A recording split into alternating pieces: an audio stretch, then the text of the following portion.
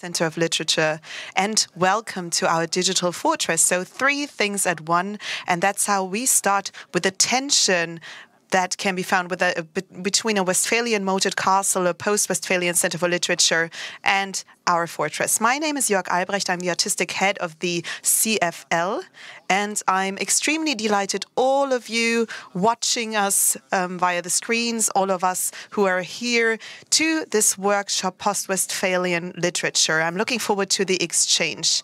So the whole thing will take place in this digital fortress, and it's not just any event. It's actually the kickoff, the inauguration. I'm delighted that we are finally starting.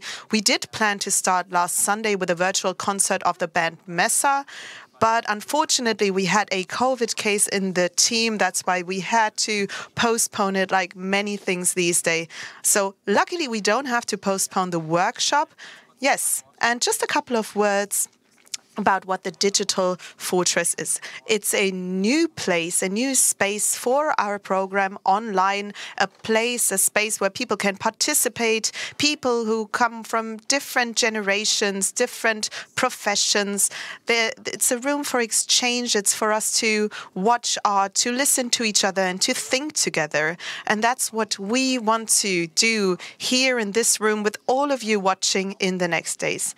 And yes, we took about 2 years for planning this workshop, and I'm very much looking forward to the exchange. On these 3 evenings, we are going to talk to important personalities from art, from science, from translation. We will have an exchange with those personalities about what that term post-Westphalian literature could mean. And for all of those watching us via the World Wide Web outside, please use the Vimeo chat. We will try to integrate your questions into the talks. So just a couple of words to get started into the terms, into the questions, the concepts of this workshop to arrive in this space that calls itself the Post-Westphalian World Order. But I want to keep it brief just to give you a bit of a framework. You can see the frame behind me with the picture in it. To give you a framework for the stage where our guests will be standing, sitting, performing in the next days. So, Post-Westphalian World Order. The term comes from political science and the practice of global politics, and it refers to the end of the so-called Westphalian system of states, which applied and has applied since the Peace of Westphalia in 1648. If you cross the road just outside, then you're in Münster. And Münster, with the city hall, was one of the places where the Peace of Westphalia was signed.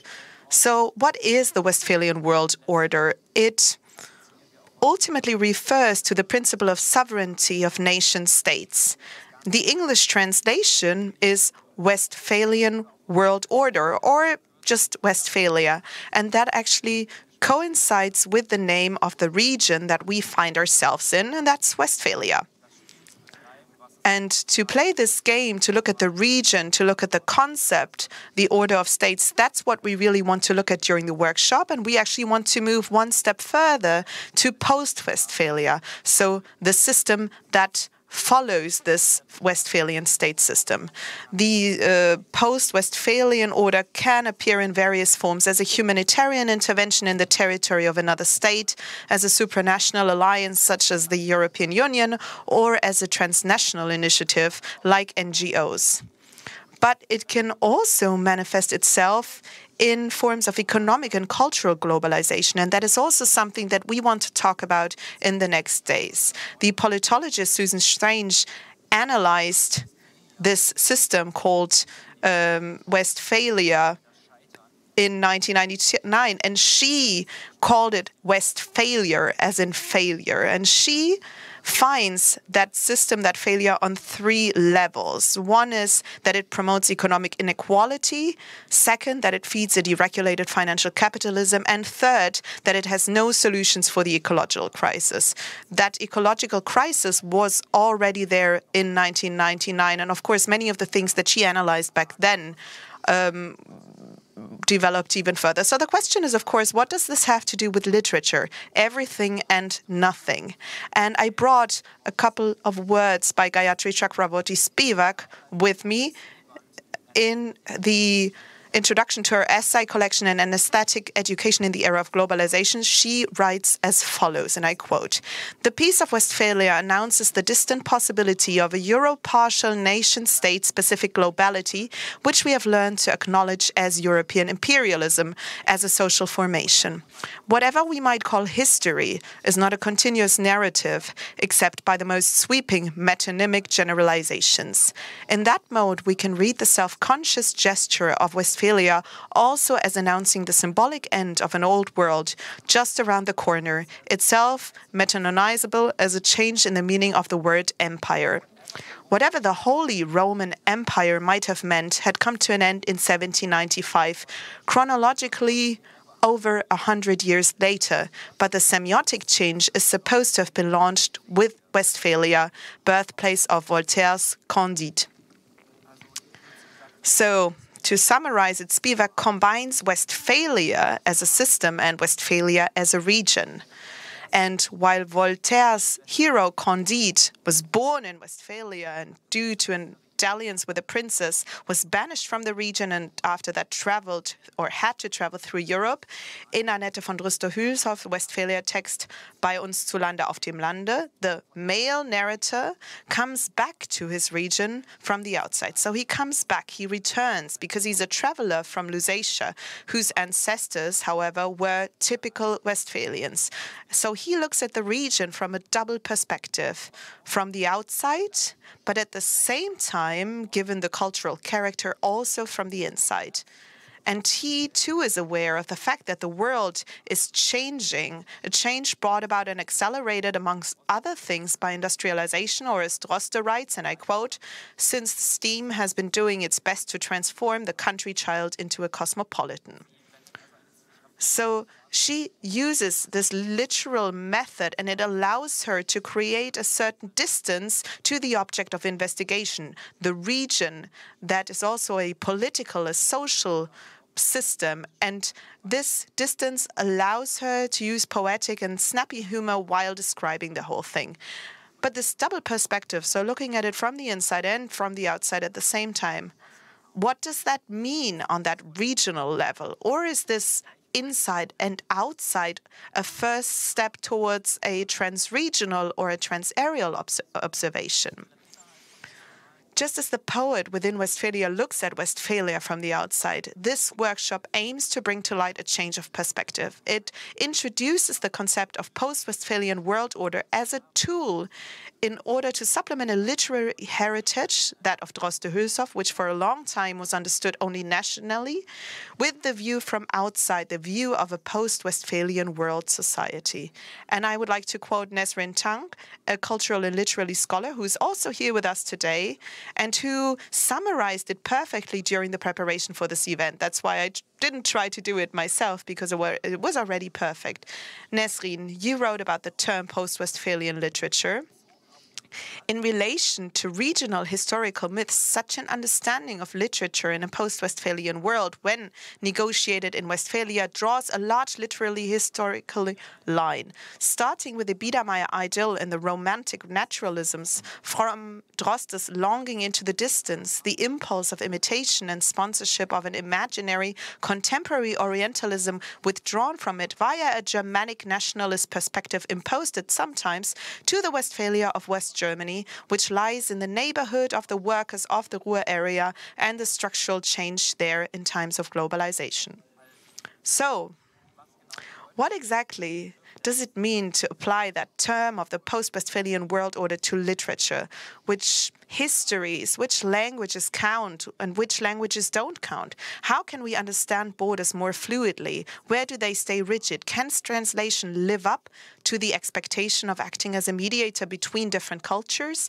How do we build or rebuild archives? And where do we place ourselves in a worldwide world, not just a geopolitical, but also a geotechnological landscape where data is already playing or existing as a first, second, third reality? These are only very superficial questions, but I am sure that we can probably discard them in favor of better questions. And I'm delighted that we are doing that together, that we are meeting here, perhaps as travelers, though not necessarily from Lusatia. Maybe it's the other way round. Maybe we are creating a bit of what the artist Nastio Mosquito, who we worked with at a performance called Westphalia. And during this work, he kept telling us, I want to invite you to take a break from being Europeans. Yes, but what are we if we're not Europeans? Post-Europeans? Post-Westphalians? Before I hand over to the experts, I would like to thank all of those who are joining us, who will join us in the next days. I would like to thank all of us who accepted our invitation, tested, vaccinated, even though they had to travel today. I'd particularly like Ottmar Ette and Odila Triebel. My thanks also go to our entire team at the Center of Literature and the Annette von Droste zu Hülshoff Foundation. For the conception, I would like to thank Nesrin Tansch, who accompanied us in the last year. And this year, I would like to thank Maximilian Körner, head of production, who did a great job, and Anneke Lubkowitz, who worked with the Maximilian Körner on Transdroste. I would like to thank our technicians, Brigitte Narbar, Seif Janifrara, and Philipp Wachowitz, Daniel Machowitz, and Thorsten Runge. I would like to also thank our translators who are interpreting this whole event into English so that we don't have to keep it within Westphalia. And I would like to also thank, because we're also starting with the Digital Fortress, Jenny Bohn, who designed the Digital Fortress, who did the programming, and Dominik Rennecke with his he was working with the participative initiatives, with the LesebürgerInnen who are very much involved in developing the Digital Fortress. I'd like to also thank our communication team, Fiona Dumann, Lennart Lofing, Laura Flete, Katharina Usling, and Saskia Kuwolik. And last but not least, and probably the most important, we will probably talk about funding, about the responsibilities of the state in that regard in a post-state system. I would like to thank the Federal Government Commissioner for Culture and Media, who's funding the workshop as part of our project Words Like Blades. And I would like to thank the German Translator Fund, which makes our Transdroste project possible, also with funding from the BKM in the Neustadt Kultur and the Cultural Foundation of the federal state, who are supporting the Digital Fortress with the sponsor program Dive-In. So much funding from the side of the state. And with that, I would say we move over to thinking about post-Westphalia. And after this brief, or maybe not such a brief introduction, I would like to announce our first keynote speaker. I am pleased to welcome Professor Dr. Ottmar Ette. Ottmar Ette is not Westphalian. He was born in the Black Forest. He received his doctorate at the University of Freiburg on the Cuban poet José Martí, who was born just 5 years after Droste Hülshoff's death. Ottmar Ette habilitated at the Catholic University of Eichstätt on Roland Barthes and has held the chair of Romance Literary Studies at the University of Potsdam since 1995. So he's a Roman scholar and comparatist, and with his publications, with an infinite number of publications, with his global perspective, he is perfect for talking about his reflections on multilogical philology. Thank you very much for being here. A huge applause for Ottmar Ette.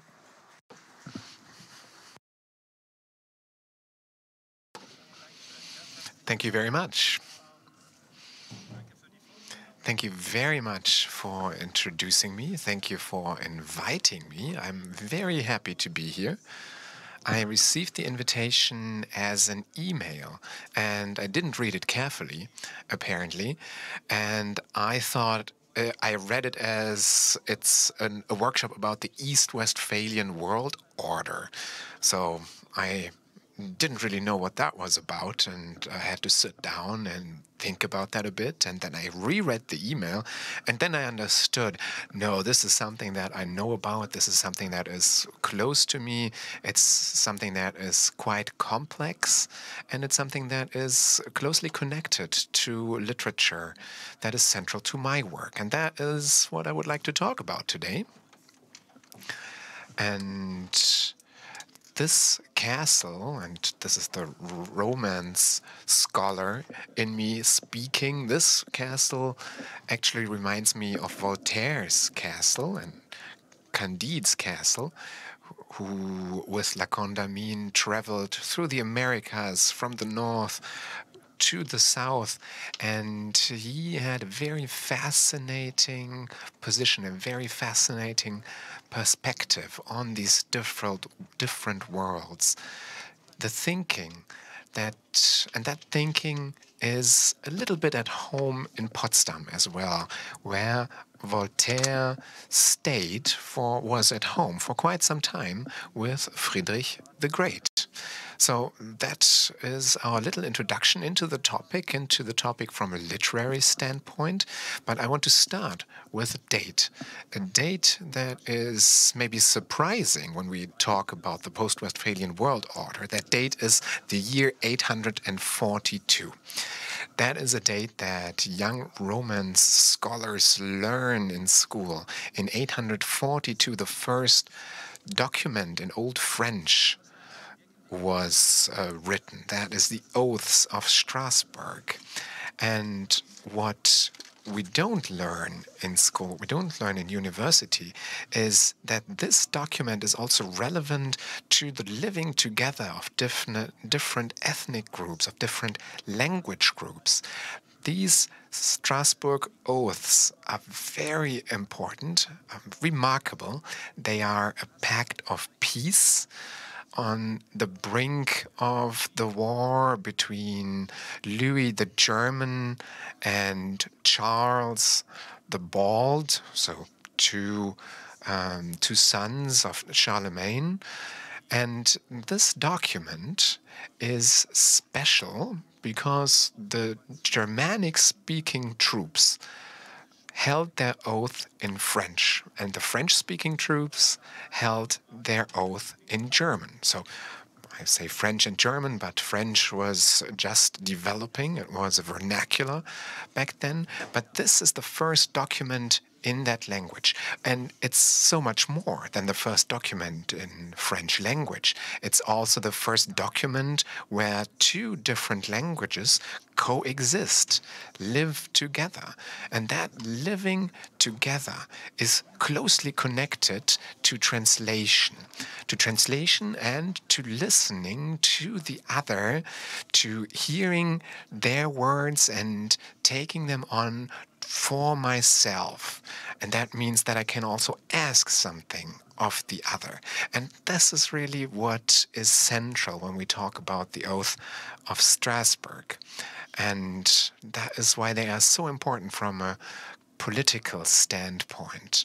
The things that in humanity's history we learn only very slowly, which is how we can actually live together in peace and also during disputes. That's the things that we learn from the way we live together in peace. And that was also a topic in 1648 when the Peace of Westphalia was signed in Münster and in Osnabrück. And that means it's also at the center of the creation of that new order of peace that, of course, didn't exist anymore during the wars of the 19th and, of course, the world wars in the 20th century. During those wars, no one gave an oath in another language. And those very concrete possibilities to translate their own words into the words of others, that was forgotten back then. So this is something that we should keep in mind when we talk about a post-Westphalian order, and we should develop that topic. During the history of mankind, that goes very quickly right now. There's a lot of technology developing, and this is something that we should keep in mind. In 1950, so only 5 years after the end of the Second World War, Octavio Paz, the Mexican poet, published The Labyrinth of Solitude, and in that work, he saw that there was no center, no periphery on the planet anymore. He said that we all living in the periphery don't live in peripheries anymore, and those who lived in the center don't live in the center anymore. Even those living in North America and in Europe, they're not in the center anymore. Octavio Paz, 5 years after the Second World War, was maybe a bit fast, maybe overestimated things.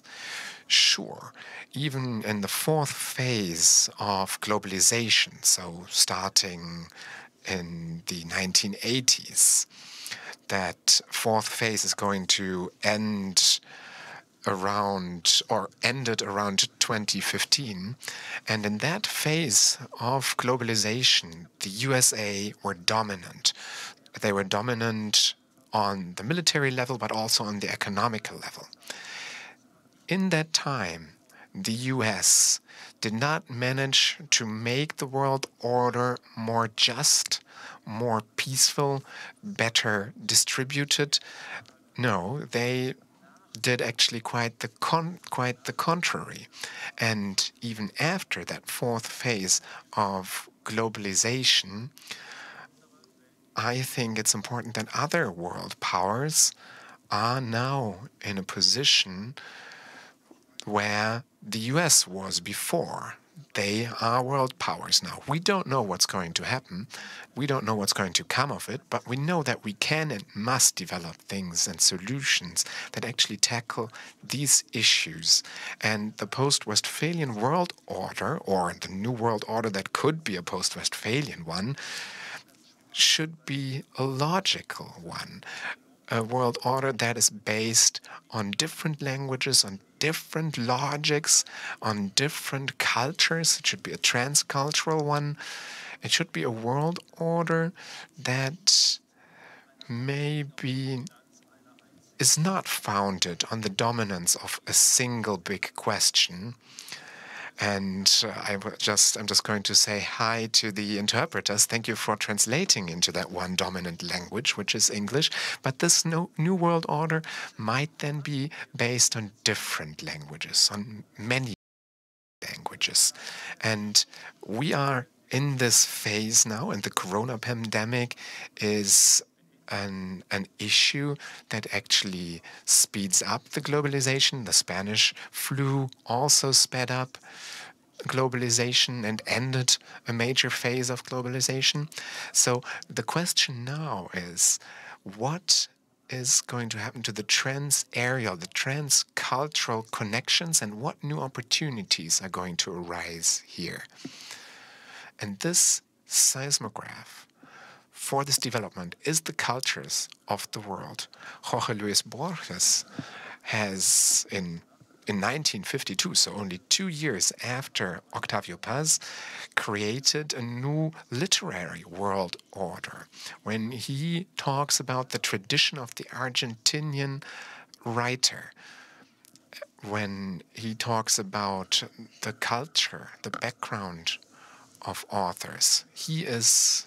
It shows that he's Argentinian, and he says that Argentinians are very well prepared to perceive the totality of European literature. But the center is not Europe anymore.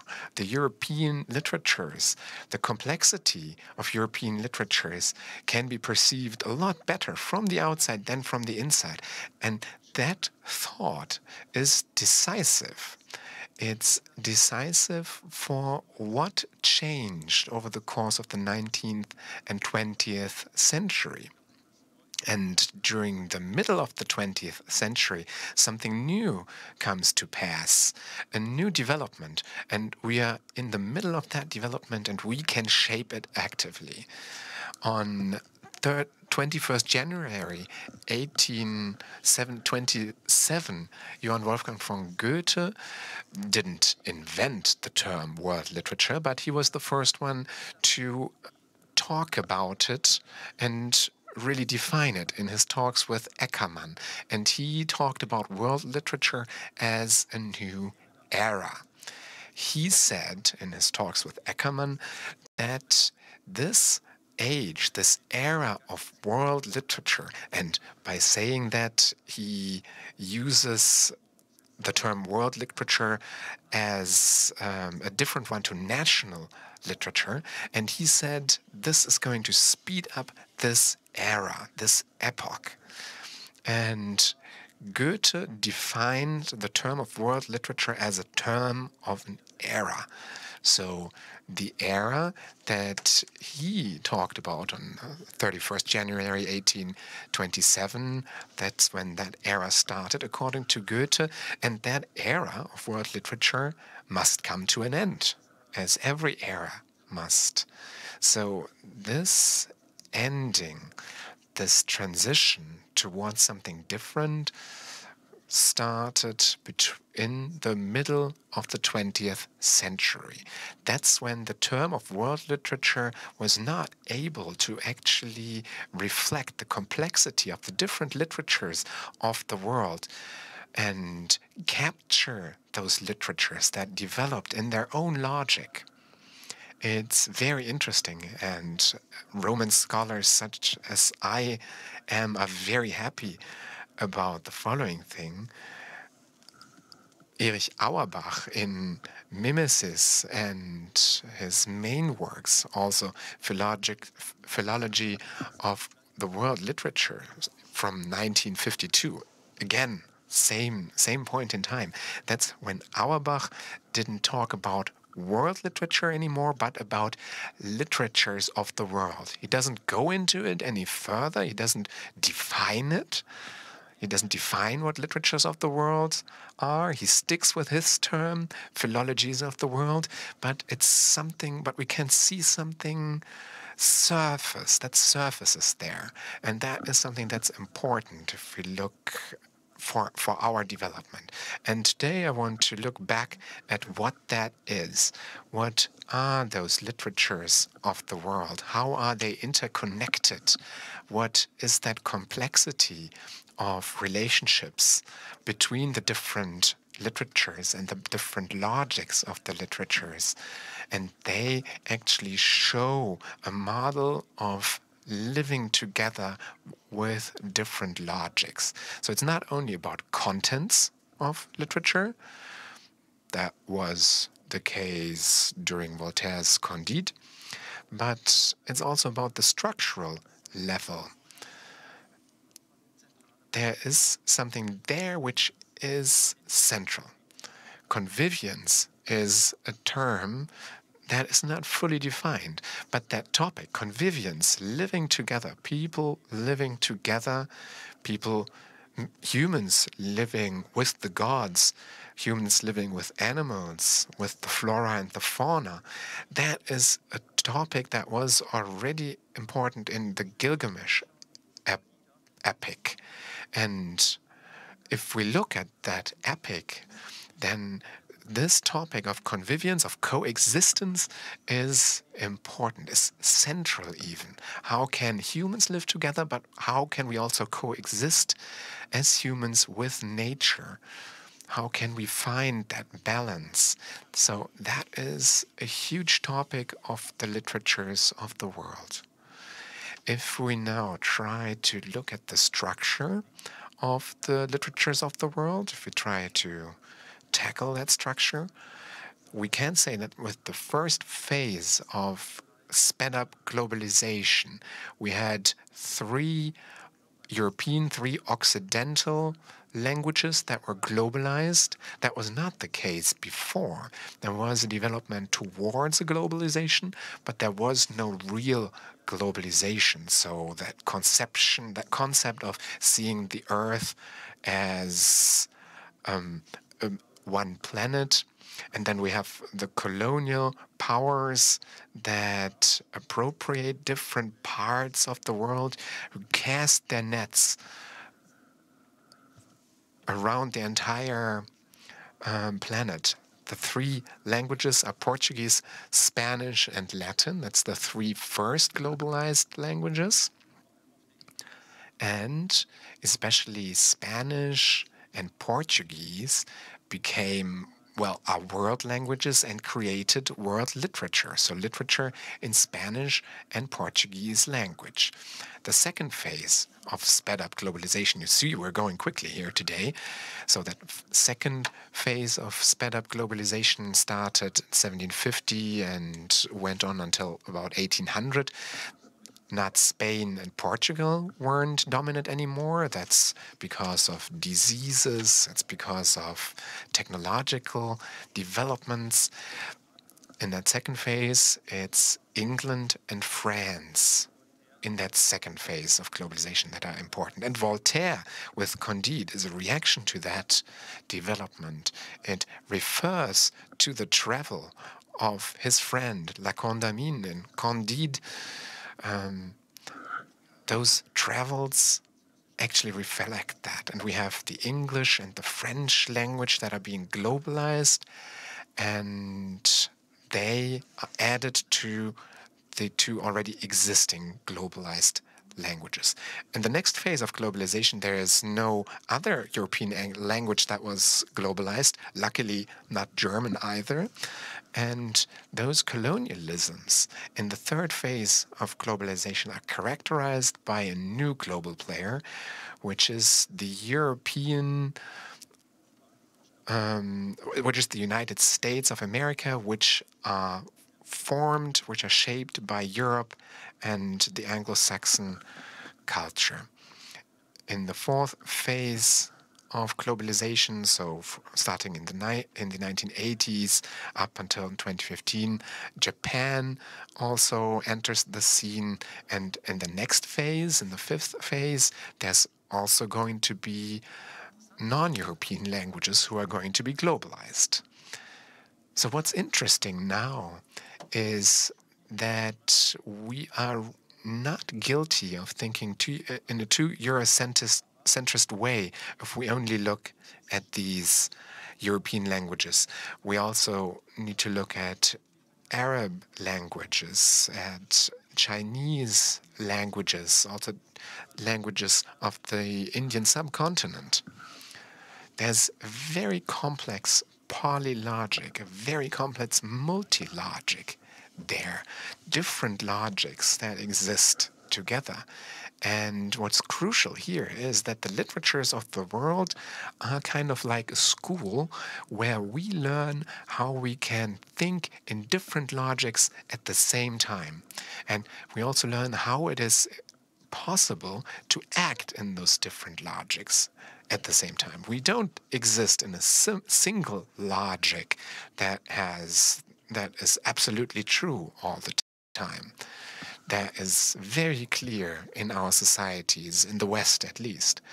But there are those different logics that we need to use at the same time, and we need to live up to them at the same time. Think back to the oath of Strasbourg, where it was important to speak the language of the other. And that is what is crucial in the literatures of the world as well. Logics are developing in a following way. We can say that the French-speaking world today is still very centralized. What is spoken in parts of Africa, or what is written in parts of Africa, in parts of America and Asia, all of that is centered on Paris. So the French-speaking world is very centered on Paris, which is different to the Portuguese-speaking world. That's also a centered world, but it's not centered on the old colonial power, which is Portugal, but the Portuguese-speaking world is centered on the former colony of Brazil. And from there, the different Portuguese-speaking countries in Asia, in Africa, and Europe are coordinated. Then we have the logic of the Spanish-speaking world. Here we have the old center, Spain, and that center was very quickly replaced by the big publishing houses in Argentina, in Mexico as well. And then the center moved back and forth and shifted back and forth again and again. So the Spanish-speaking world has a very polycentric phase. In the English-speaking world, that is the last big globalized European language. So in the English-speaking world, we also have different centers. We have London, then we have New York. That developed, in addition to London and New York, has become a center, as Paris is a center. New York is a center for world literature. There are theorists for world literature that work in Paris and New York, grew up there, went to university there, and as Goethe was in Weimar, these new theorists, Pascal Casanova, are in Paris, David Damrosch is in New York, and they talk about world literature from their centralized perspectives. On the other hand, however, we have the actual structure, an open structure of the literatures of the world, because those literatures of the world show very clearly, especially in the Arabic-speaking space, that the structures are very complex. Let me give you an example here. One example is Switzerland, which is a globalized, where you have a globalized language, which is French. You have a supranational language, which is German. We have a national language which is Italian, and then you have Romance, and you have Balts, which is a very regional language. So you have different local, regional, national, supranational, and globalized languages of literature. The same exists in Lebanon for the Arabic-speaking world. Lebanon has been a center for many different cultures and languages from the Arabic-speaking world. As it exists in Latin America, the same phenomenon exists in the Arabic-speaking world, different overlapping languages. I'm slowly running out of time here, but I want to mention one last thing. The complexity of the different logics that create the structures of the literatures of the world. These structures are shaped by a specific thing. They are shaped by translation in those different literatures. Intertextuality. You have different texts of different authors, and intertextuality is the beating heart of literatures of the world. And that is created through translation, and translation exists in the heart of the literatures of the world. They have created relationships, and they work like an archipelago. An archipelago is always an island, but it's also always a world of islands. It's a whole set of islands with a language, with a climate, with a vegetation. And then you have a specific island that is connected to different islands. And that is a perfect picture, a perfect simile for the literatures of the world. They are an interconnected system that teaches us how a world order, how coexistence of humans on one planet is going to be possible. And we talk about, and I talk about a single planet, a single world. We have many languages, but one world that we need to share, and that we should share, really. So with that logic, translation is a central tool to better understand how we can deal with people from different logics, from a different logical background, a different language background, a different cultural background, and how we can coexist on different levels, also on an ecological level. How can we coexist with our environment, with flora, fauna, with the stones, really? And how can we also coexist with others, with other humans? How we deal with the gods, how we coexist with gods, that I leave up to you. Thank you.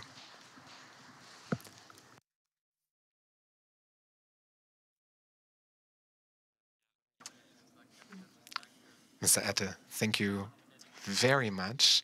We are still in our digital fortress here, but we are also on an island right now because this is a moated castle, and so there's water all around us. And I'm going to take that picture of the archipelago and take it to the discussion that we're going to have later. And then we're going to talk about how can we think in these different logics, what does that mean for literature, and what does that mean for our coexistence with all other beings on this planet. But now that brings us to the second input of tonight. I'm happy to welcome Dr. Odila Triebel, who has a different perspective for us. I think she's probably going to agree on many fronts, but yeah, her perspective is different. She is head of the Department for Dialogue and Research at the Institute for Foreign Cultural Relations. You're also a cultural scientist. I didn't know that when I invited you, actually. So I was really happy when I heard that we are not connected via Droste von Hülshoff, but via ETA Hoffmann. Odila Triebel studied in Heidelberg, Sussex, in Berlin. She then completed her PhD in International Cultural Studies at the European University Viadrina in Frankfurt-Oder. He published her PhD thesis on the fictionality of E.T.A. Hoffmann. And on top of that, she publishes a lot on international cultural relationships, and that is also the perspective that you are going to talk about now. You are going to give us your perspective. What does it mean to be on this moated castle, and what does post-Westphalian world order mean from your perspective?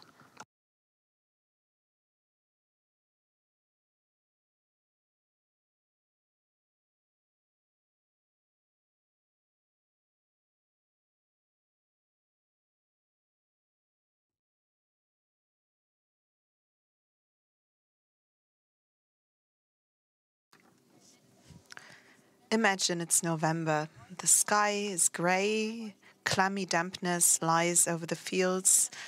It gets into the castle walls just like it seems to grip the limbs from within. Fog drifts in dark clouds around the windows. In the castle, lights dimmed. A literary society meets at a late hour. For 3 days, it will address the question of how its subject, literature, relates to the current and general constellation of the state.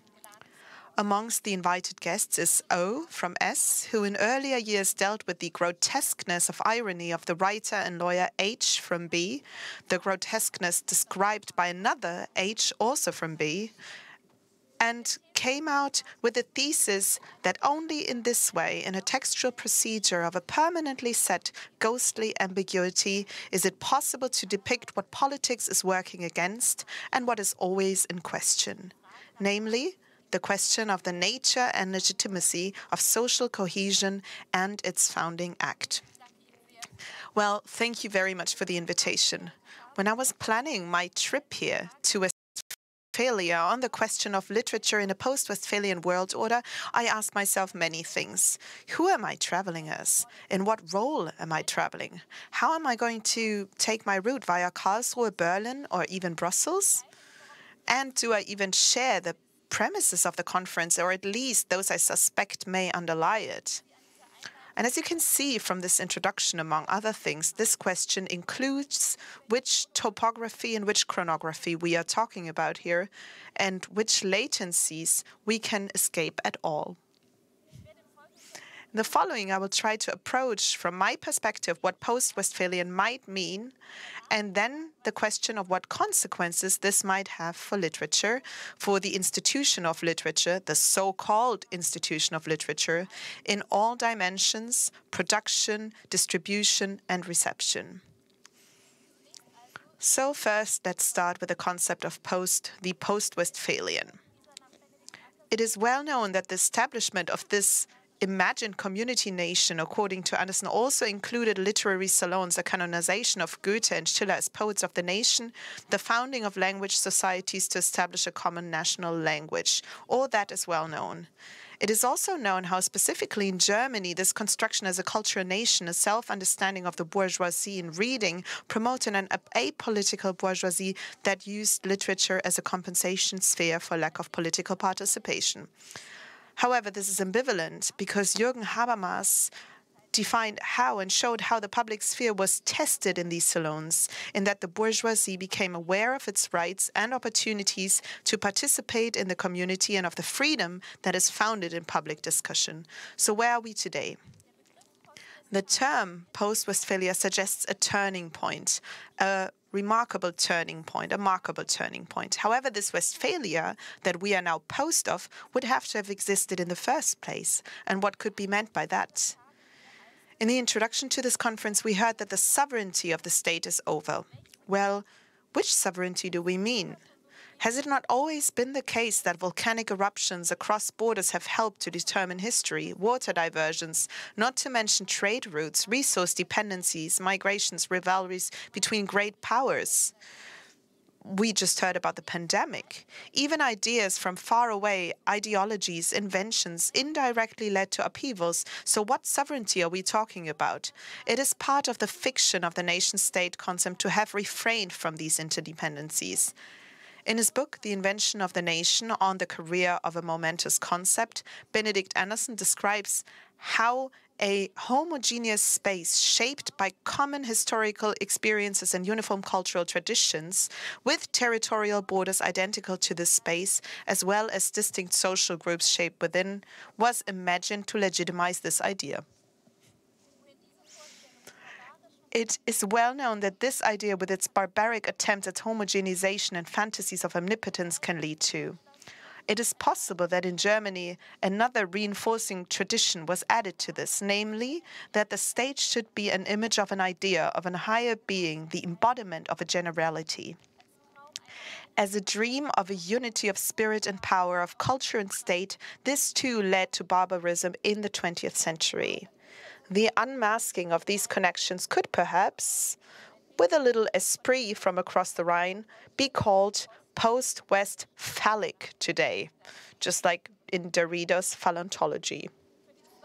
For the second half of the 20th century and its further era of globalization, Jürgen Habermas coined the term post-national state constellation to describe how the economic sphere had developed so far according to its own laws that it eluded nation-state regulation in many areas. The market has become a new transnational actor alongside state order. In the 1990s, Langhoff used the term post-migrant to refer to Germany's immigration history after the 1950s, and post-coloniality was then associated with debates on the history of colonial integration. In this process, it became clear how most societies have been hybridized for centuries and how ways of life are closely linked to the so-called distant others. In an almost Brechtian manner, the philosopher Nikita Dhawan asks, what made the free debate of the bourgeois salons possible? Where did coffee, sugar, tea, cocoa come from? And what made these luxury foods affordable for the middle classes? In recent decades, the increase in mobility and communication technology has made transnational activities possible to a completely different extent, even in other areas than economics. And not only that. According to political scientist Parag Khanna, the world is increasingly developing into a global society of aggregations of diverse city-state-like units with post-national workforces in multinational corporations. He quotes a Pew research from 2019, according to which Generation Z, so those born in the first decade of the 2000s, share the same values on a global scale. a right to connectivity, a right to mobility, and a right to sustainability. Paracana describes a world that will increasingly be determined by migration, not only because of climate change, but also because of demographic change, so the shift in age compositions, because of opportunities for young people to move, and because of changes in the world of work through automation. And he guesses, and I quote, "People exist simultaneously in several states of mind and belong to both local and distant worlds, comparable to superpositioned atoms."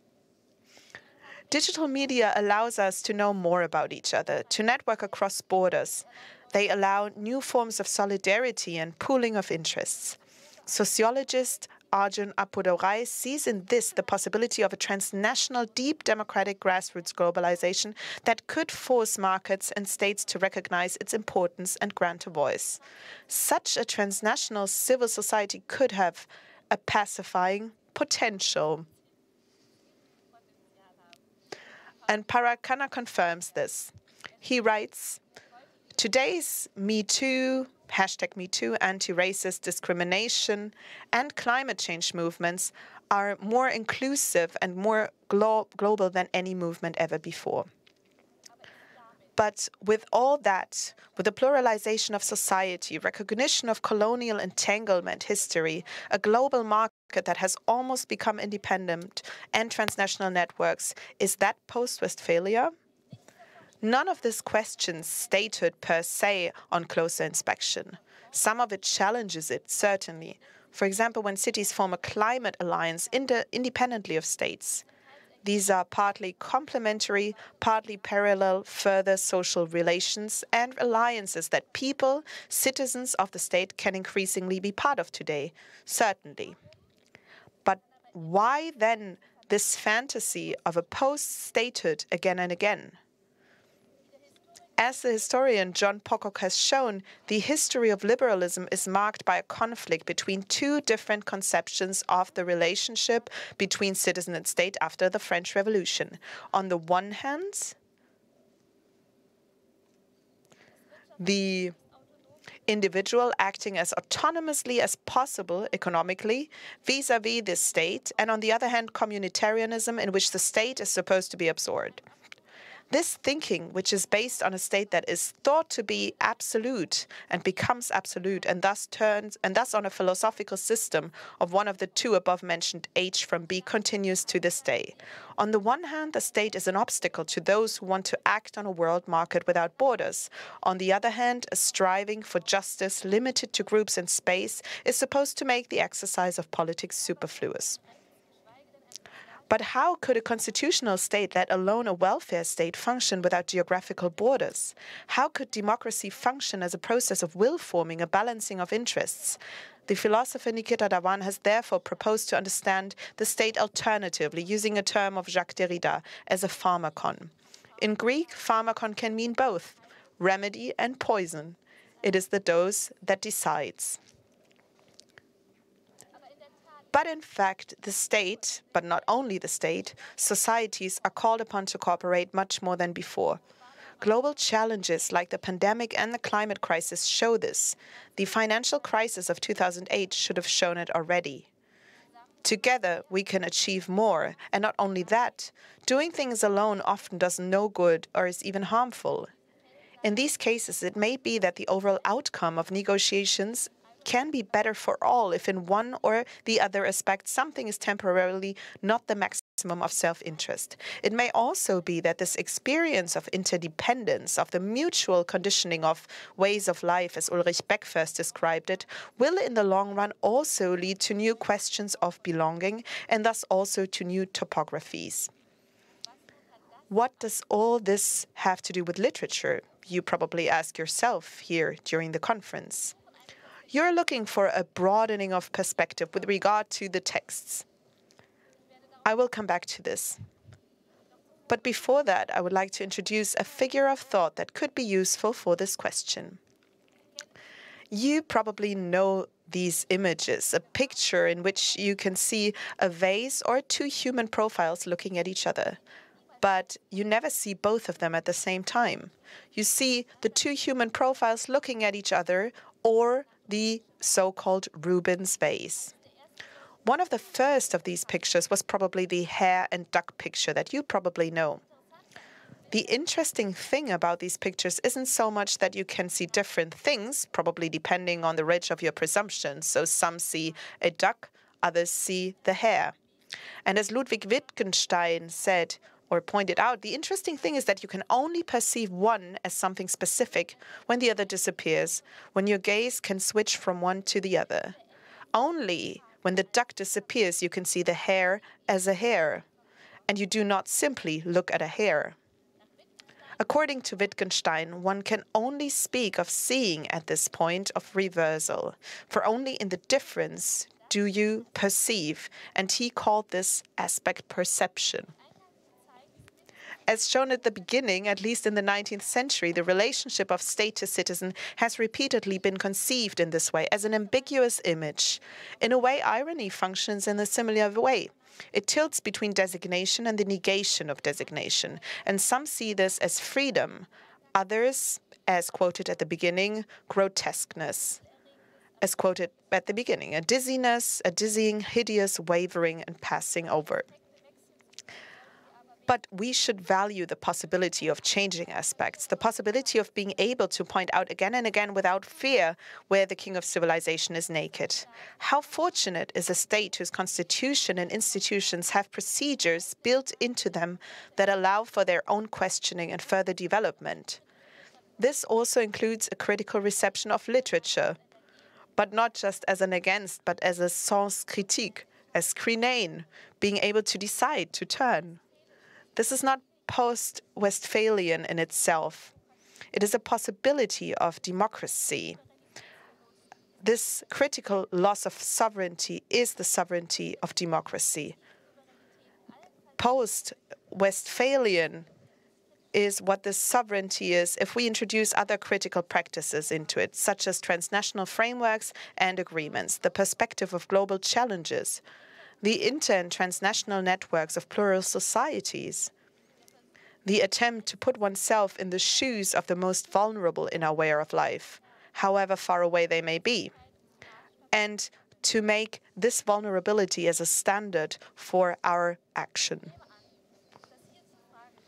I suppose the question here in this fortress on this foggy November evening, the question is really how to deal with the cultural heritage in a society of even more plural origins and imprints, and how to deal with perspectives outside national borders, with the fact that this heritage can presumably be viewed from the outside to a much greater extent than ever before, that it can be placed in an unimaginable number of new contexts and constellations, that it will be commented on, interpreted, adapted, and even potentially questioned, unpredictably from almost every conceivable perspective, temporally, spatially, culturally, socially, technically, from anywhere around the globe. Yes, out of control. And how could it nonetheless be justified that state and fiscal support and funding should flow into this heritage? You are not alone in asking this question. You're in very good company, the company of the United Nations. The fact that the world should move peacefully in diversity and that is not the law of the strongest that counts is a lesson learned from a very violent 20th century. This experience was one of the reasons why human rights were adopted and institutions such as UNESCO were founded. In its preamble, it says in Article 1 that the task is assigned of developing means of communication which facilitate the free exchange of ideas and words and images. So, when diversity and mobility are attacked in old nationalisms and new populisms, it is worth remembering this background. And the question of how to deal with the cultural heritage also belongs in this context. The codification of culture and identity as a collective human right is increasingly being discussed in the 21st century. Increasingly less controversial, though only one in a lengthy process, is the freedom of artistic expression coming close to human rights status. For example, the UN Special Rapporteur in the field of cultural rights in the report of 2018 on the contribution of artistic and cultural initiatives to the building and advancement of human rights-oriented societies stated that artists create work that invites a multiplicity of interpretations and thus promotes societies that tolerate ambiguity and are open to different perspectives. This establishes a link between cultural and artistic freedom and a social practice that respects human rights. And it recognizes that freedom of artistic expression is linked to the right of freedom of thought and expression. For the context of this conference, this contains a normative horizon for dealing with cultural heritage. The freedom to respect cultural heritage also applies in that it is made available to be interpreted in freely chosen new perspectives. This is expressed even more clearly in the UNESCO Declaration on Cultural Diversity. According to it, the states are obliged to protect the freedom of the arts and to promote the mobility of artists and the migration of cultural practices and artifacts.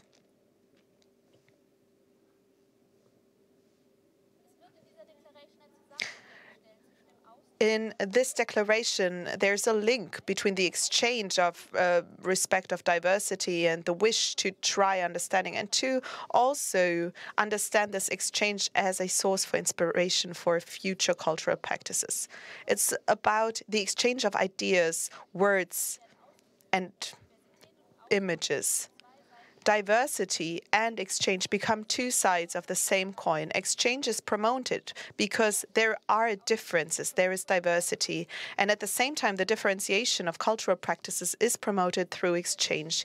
And here it is again, the figure that is moving like in an ambiguous image, a vicious circle of the founding act is what Hannah Arendt would have probably called it, a necessary one for the free association of equals. The declaration dates back to a time when technological developments seemed to bring about increasing uniformity, and cultural exchange was seen as a creative potential for this. But plurality was also justified as a prerequisite for the future viability of societies, because almost all societies are inherently diverse anyway. And culture is not only the safeguarding of tradition, but also a form of action oriented towards future practice.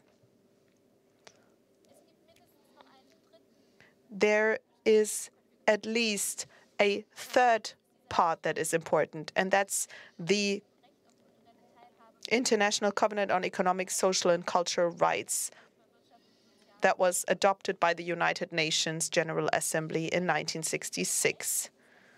So there is something that goes further than the right to artistic expression, the right to participate in cultural life. And this is something that we can also see during this conference.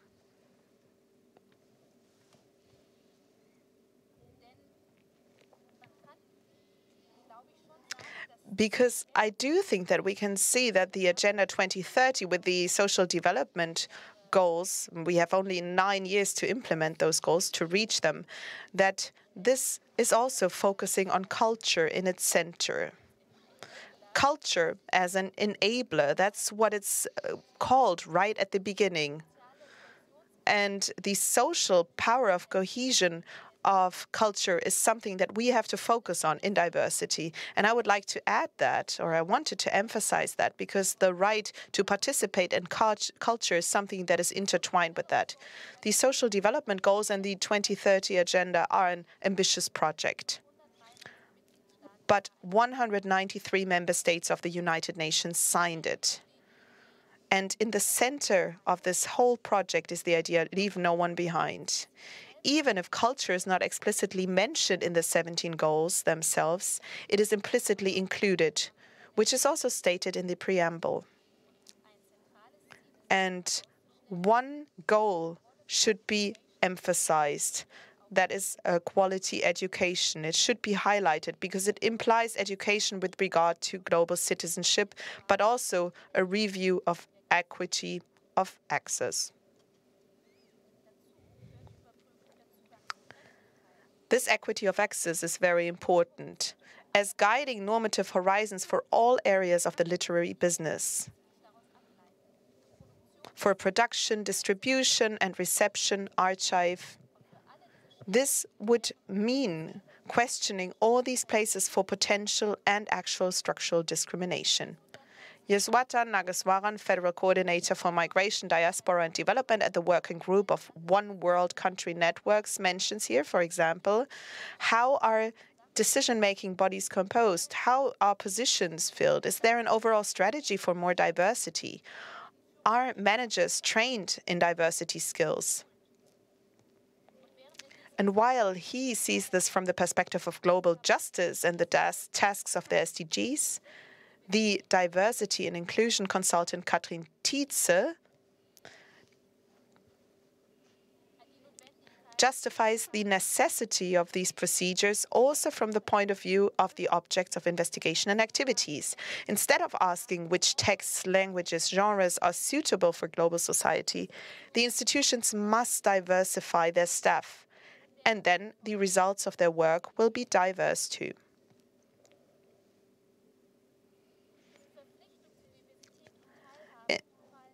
Obliging ourselves to implement diversity and inclusion takes a lot of patience, and it can be hard work. Intercultural dialogue can disrupt and overcome a hegemonic practice of inclusion and exclusion, or it can reinforce it. It is impossible to control what the other person does with what is brought into the dialogue. And just as you may not be changed yourself by what you hear and experience in dialogue, it is consenting to a transformative process. This is more than what philosopher Martha Nussbaum called for in education in the human sciences. It is more than just being capable of recognizing, of caring, as little as that is. But Nikita Dhawan goes one step further when she points out that empathy and concern are not enough if you do not question your own life practice at the same time. Before any commitment, she says, the question should be asked, why am I doing this? And this includes a critical self-questioning and a disclosure of one's own social and cultural positioning. Am I possibly committed to saving the rainforest because I enjoy eating salmon? Very uncomfortable questions. Two major global challenges that fundamentally change our understanding of belonging and sovereignty are still to be mentioned here for the location of or understanding the post-Westphalian sovereignty, climate change, and the further development of digital technologies. In the case of climate change, Ulrich Beck pointed out very early on with the concept of humanity as a risk community that interdependence requires us to find new forms of cooperation. We know that parts of the Earth will become uninhabitable with further warming. We do not yet know how we can shape this in terms of civilization. As for digital technology, sociologist Elena Esposito recently compared the learning of search engine algorithms to the ancient oracles.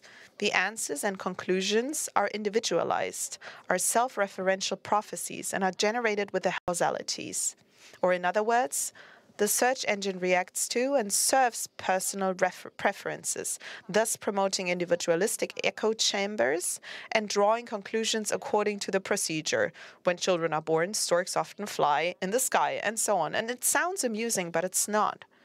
We're currently experiencing what these echo chambers contribute to political fragmentation through the polarization of our societies, which endangers democracy. And what is also not so amusing is the consequence that all this happens in the background of our internet searches, mostly without our knowledge, due to data retrieval and forwarding. In this context, Harald Welzer pointed out the danger that citizens would become mere consumers and that people would only be interested in what they can provide in the way of commercializable data. The historian Yuval Noah Harari coined the term dataism for this increasingly dominant practice. That was in 2015. Now the next step is slowly emerging. artificial intelligence, learning to learn from this data.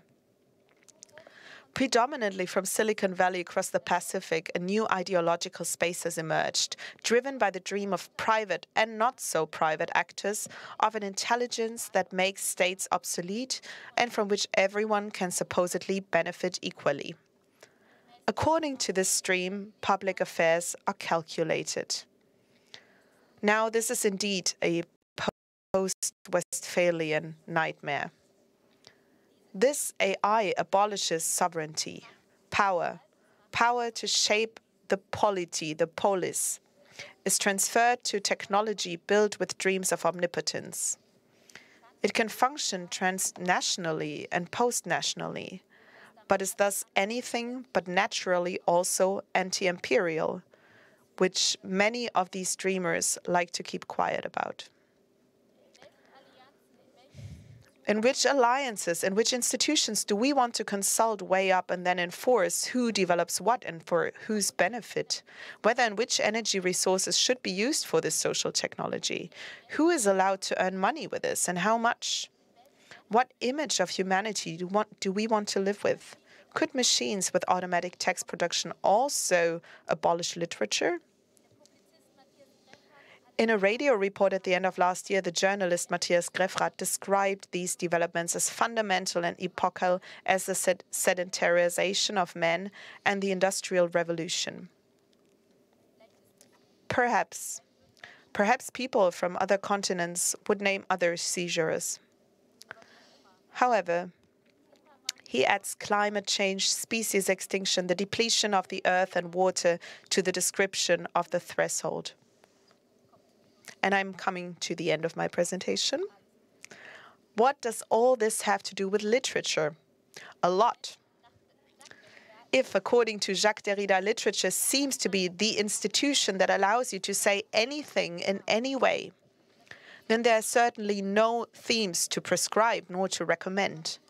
But one can recall the possibility of literature to use imagination, empathy, and aesthetics for imagining new solidarities, alliances, conceptions of space. Also, its possibilities to use rhetorical powers for the insight into the limits of our epistemology. In this way, it can arouse curiosity for new possibilities of thinking. In this way, it can also illuminate the origins of the question posed at this conference, a long legacy of Hegel, one of the H from B, who in his aesthetics correlated to the philosophy of state, turned against irony, against its wavering and passing over. And I quote, "The ideal, however, consists in the fact that the idea is real, and to this reality belongs man as subject and thereby as one fixed in himself."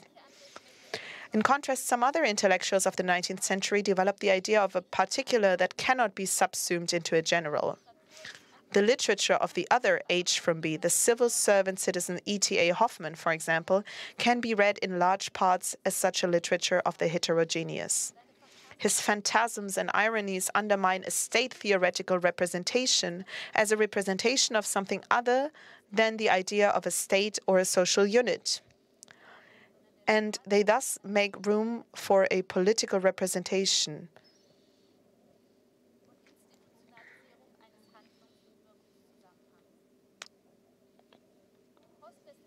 Post-Westphalian literature in this sense would be one that is not sure of itself, a literature that allows itself to be changed, that seeks dialogue, a literature that knows its contradiction, a literature that keeps its constructions of us and others continuously questionable, a literature that does not flee apolitically, does not seek spaces of compensation, does not exhaust itself in ludist play, but is free enough to celebrate its freedom simultaneously with the conditions of its freedom.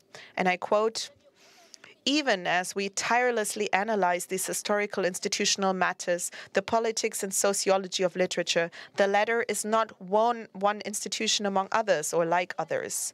We have mentioned more than once in the course of these conversations its paradoxical basis. It is an institution that consists in transgressing and transforming, and hence in producing its constituent law itself. Or to put it differently, an institution that consists in discursively producing forms, works, and events through which the possibility of a fundamental constitution is at least fictional, contested, threatened, deconstructed, presented as precarious. Jacques Derrida. And further, it can transgress, interrogate, fictionalize with nothing, almost nothing, by producing events whose reality or duration is never assured, but which precisely because of this make us think. It would be a literature that knows these conditions of its creation, admits its provisionality, and yet responsible because it faces up to the challenges of the time. We are all in a crisis. We all have to change to a post-fossil, and in this case, it's really a post-fossil age era. We all have to shape the consequences of global warming and try to mitigate them. We all have to learn to understand which ideas of nature, man, happiness brought us into this situation. We all have to learn to make the world a fairer place in social and economic terms and learn accordingly which structures of dominance stand in the way of this. And now, I'm under the impression in those hours that I've been spending here at the Fortress that that's exactly what you're doing. You're doing what you started to do. Invite as many people as possible to read together, also those who are not yet good readers. Question the text together with regard to unresolved pasts, gender constructions, understanding the nature and rationality, consequences of industrialization, cultural borders, social hierarchies. Do this, of course, also with regard to common futures. In doing so, rejoice in the secure framework you enjoy here in Germany, freedom of art, freedom of science, and economic security that makes such reading and discussions possible for you. Try to protect this framework. Voila. That would be a post-Westphalian literature, as I would understand it, namely, in the encounter, in the dialogue with many different, always new others, with an open outcome, and as Martin Buber wrote in Talmudic Reflections, and it only sounds good in French, in insidious assonance, a literature au-delà de l'état dans l'état, beyond the state, in the state.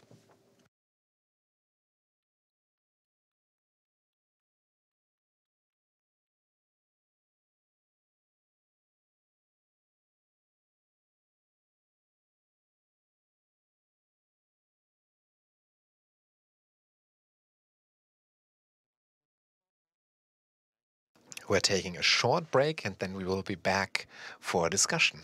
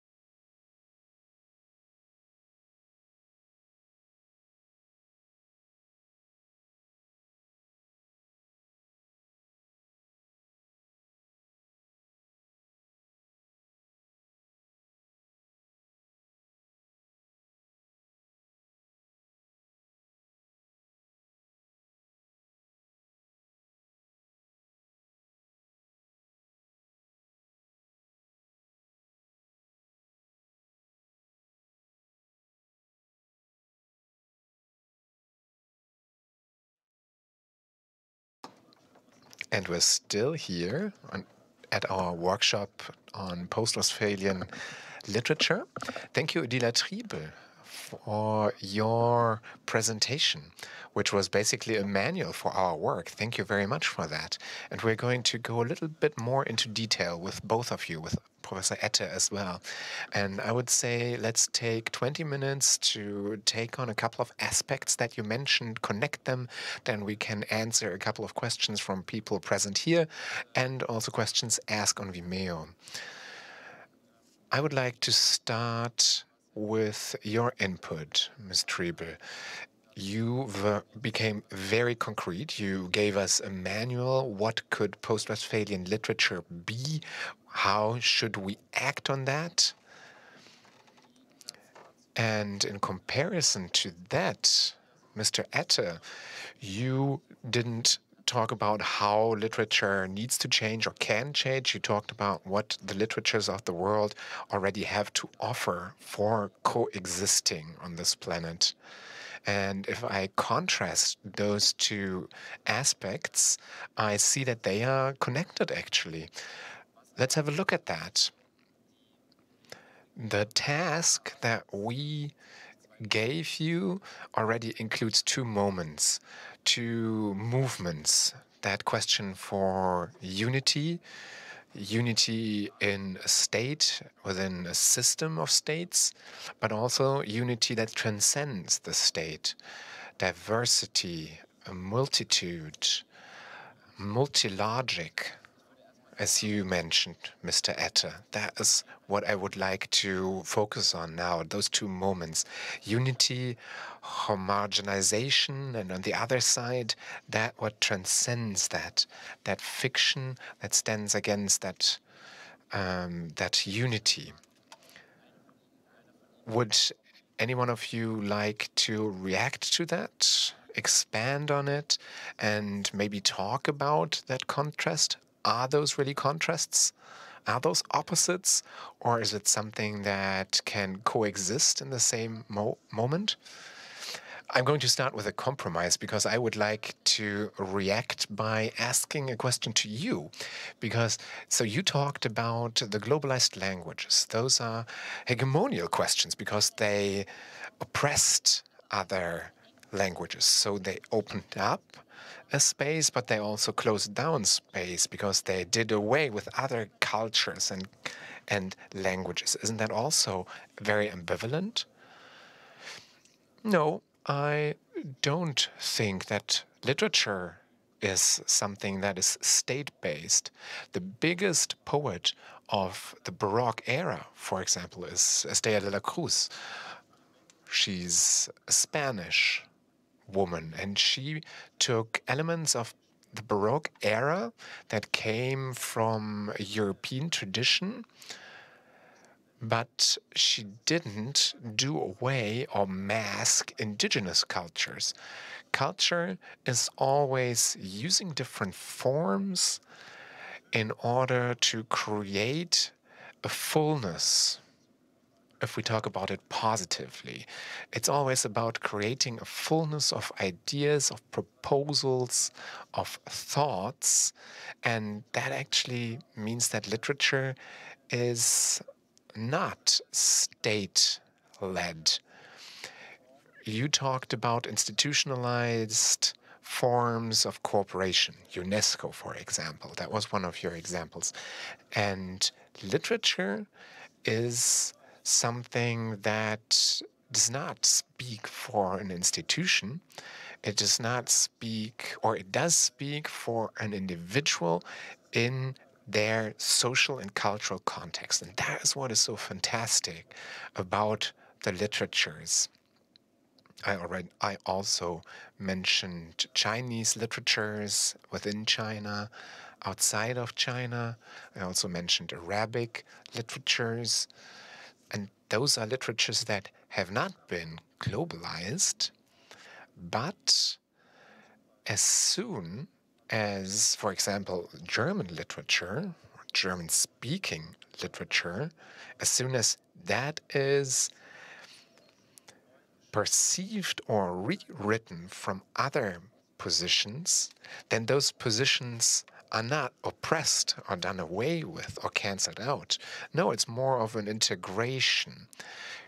Take the element of fleeing, for example.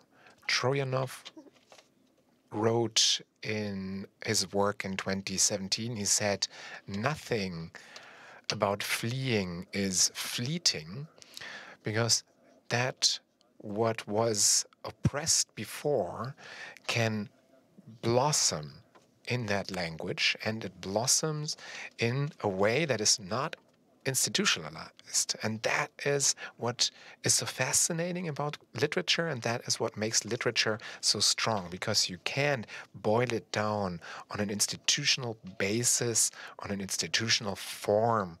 No, literature exists apart from that. Literature develops elements, or literature enables to think in different logics.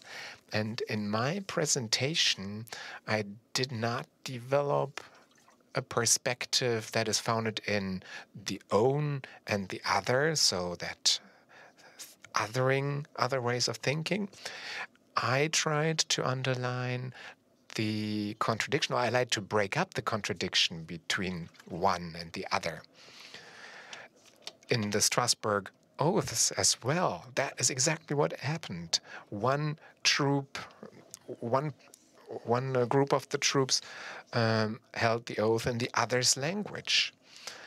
And that actually created more possibilities within both parties. And over the 19th and 20th century, that is a very productive thing, but it's also a trap, that trap of otherness. So creating that contradiction between otherness and ownness. And literature does not make that differentiation.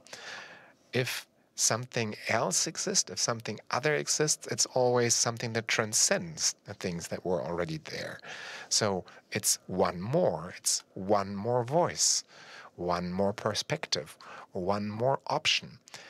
And on top of that, there's also something that widens ways of thinking.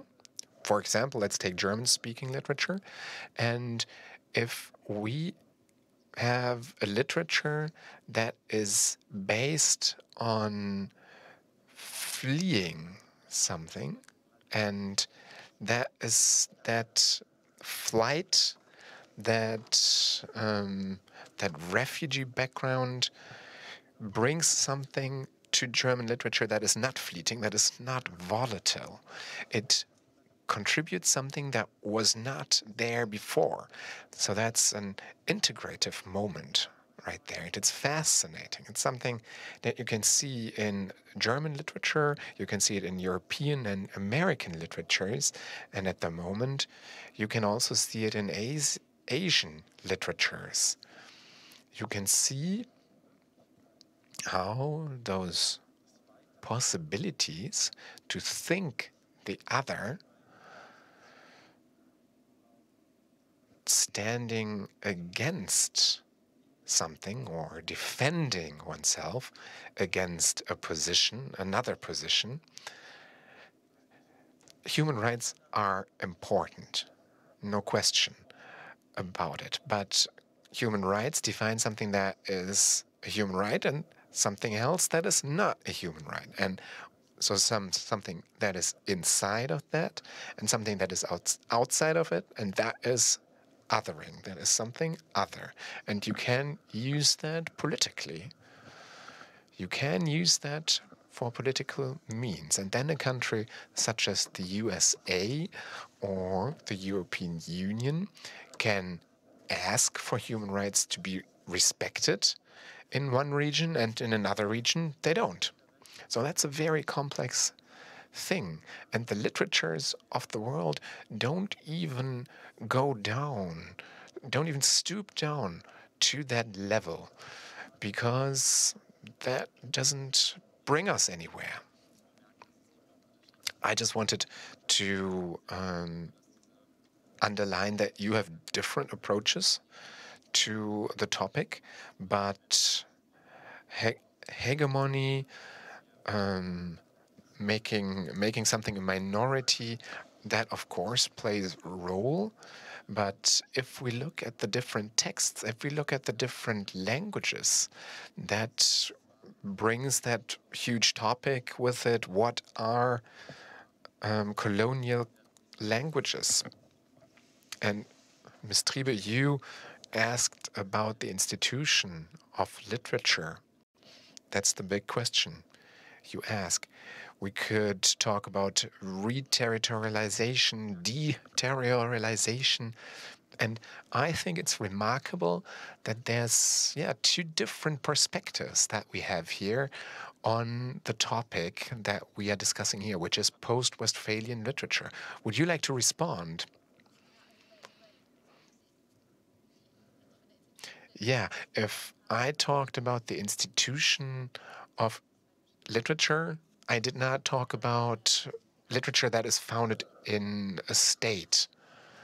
What I think is more important, what is more interesting, that is based on Habermas. It's an institution, it's a literature where you are allowed to say anything and everything. And that is something that doesn't exist in all societies. That is just not the case. Of course, we try to appropriate that. It's a desire that drives all of us, but societies differ. The frameworks of societies are different, and that's just what I wanted to point out. But if Habermas reconstructs that, what is post-Westphalian literature, he looked at what is science, what is literature. The public was divided back then, and that is something that is the case now as well. And it's maybe also due to technology. Literature, textuality is being focused on. It's in the core now. And having that institution in a middle-class society creates new spaces. And I just wanted to look at that from a sociological point of view. I think that the difference in the two keynotes that we had today, the difference is founded in the following thing. I think in your point of view, you have very institutionalized and very sociological, philosophical, so very science-based. You didn't really talk about text, and this is not. I'm not. I'm not reproaching you. I'm not accusing you of that. But you talked about those institutions. You didn't really talk about what actually makes up literature and what's important and what's exciting about literature is listening to the literature and asking what concepts are in literature, what concepts were developed. And I don't think that there's a better way to look at the culture of a society, and I'm not only talking about a German, a French, or European society. I'm not talking about only talking to theorists that are embedded in the Western system. I'm talking about listening to literatures that have their own structures, that created their own structures, and created their own ideas, transcending that differentiation between what is mine, what is the own, and what is the other.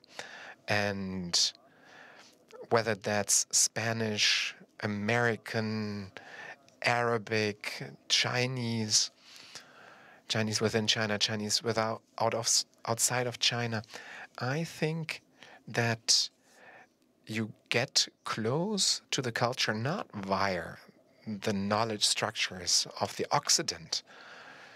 So not only Eurocentric, but really from the Occident's point of view. We constructed the West, and we have a specific scientific system that is based in the West.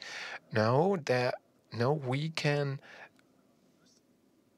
use other logics, and we need to absorb other logics in our way of thinking if we want to get to a real post-Westphalian way of thinking.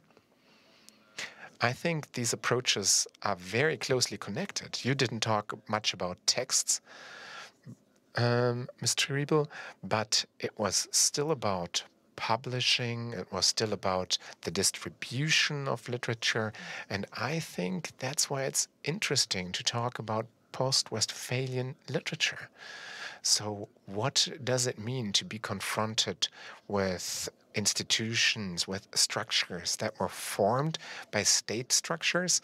And what does that mean if we want to listen to the literatures of the world and if we want to evolve our thinking? It doesn't mean that we need to turn away from that old way of thinking. It's still very current. We're still formed and shaped by that. And that brings me to another aspect that I think was evident in both of your keynotes, which is the question of the planet. And I don't want to contrast your two keynotes. I just want to underline where you differed. I want to go in detail where you differed because I think they're still closely connected. For you, Mr. Ette, it was the idea of coexistence, coexisting with different beings, with different entities on the planet. That is important to you. And for you, Ms. Triebel, it was about working together. How can we, in the situation where we are right now, looking at the situation of the planet, how can we work together in order to stop the climate crisis or other crises, really? So working together and coexisting. Maybe can we talk about that and bring it together a little bit?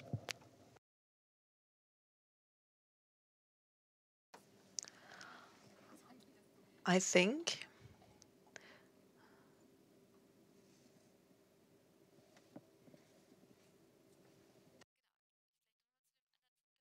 okay, concerning what you said before, I think what's the case, and we actually, one of the participants has to do with that, but literature itself, that's not where it starts. Yes, it can be the case, but in fact, there's a whole surrounding. So not just production, but also distribution, reception, and there are certain excluding mechanisms. Maybe they come from outside the literature. Yes, that can be the case, but nonetheless, it has an effect on literature production because reception probability is probably minimized by that. That's simply the case. And it's a hierarchy that is behind that. So we should always keep that in mind. The second thing that you mentioned, I think both of us started from a process aspect. So of course, there will be change on both sides. And yes, I think both approaches are sort of similar, but the cooperation, how I understand it, has to do, or for literature production, I think, maybe we don't have to cooperate as much, but that's not the point that I tried to make. What I wanted to underline is that I think we live in a time where the planetary coexistence, at least when I look at us as humans, as a human civilization, we have to think together, we have to act together. There is such a thing as a global civil society, and I simply don't know what other horizon can help us when it comes to shaping this. And that's sort of the normative horizon that does not really make me talk about those sort of concepts where you say, okay, give the individual the freedom to produce what they want to produce, to talk about what they want to talk about, and to become a global citizen movement. That's simply something that isn't there. We need to politically make sure that that's possible. I think this governance approach that you emphasize is sort of connected to the approach that you brought along, Mr. Ette, the multilogical approach. Yes, exactly. Coexistence or convivence, as we call it, doesn't only refer the coexistence of different people. the different norms, the different ways of coexisting. So the relationship between the way and the norm, but it also refers to the coexistence of different languages, of different logics, of different ways of expression. And how do we achieve that? How do we get to this way of doing not just science, but actually acquiring knowledge? How can we understand those different areas? And that's where the literatures are the best thing that exist. There's nothing else that we have that has been there over centuries, over millennials, that has existed in different cultures. There's not just this one philology. There are different philologies that were developed around the globe, not just the Occidental philologies. And that is why the exciting aspect is the development, is following or is thinking about this development.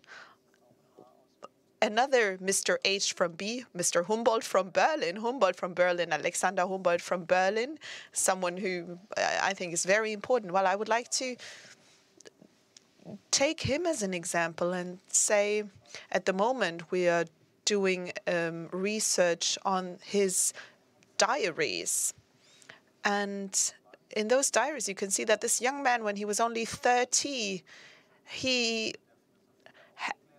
was very critical about the Enlightenment, the racism also that can be found in the Enlightenment. And he really criticizes that movement, so that literature or that criticism that existed, that was very important. And he wanted to make sure that this knowledge is there for future readers. And if you read the diaries, you can find out how this young man, step by step, starts to understand the racisms of his time. And he sort of starts to understand that there are different logics that can't be understood by what he has learned so far. And it's a very interesting process. Something that in literature, in his diaries, it's a process that happens in literature, in his diaries. And the interesting thing is that these things, that he has a self-critical understanding of those things, and he puts them into a relationship with his own thinking, but only by using writing as a tool. And this tool, the literature, writing, helps him to gain a critical understanding of the things that had shaped his life so far, but also what he heard, what he learned about so far. Another very nice example that is very, very central to his diaries is the following, or that is the example. He looks at different trees and he gives them names. And things that so far, or trees that didn't even have a name so far in European science, he tried to find names for that. And the specific names of trees, for example, are those names, he finds them by talking to indigenous people. Those indigenous people come up with the names not by looking at the trees, but by tasting what the tree tastes like. So for them, it's not that much visual. It's another sense. And it is very nice to see how Humboldt takes notes, how he tries to visually, that's the way he learned it, looking at the different sorts of leaves or the flowers, and to name the trees after that. But then he also tries to taste the tree.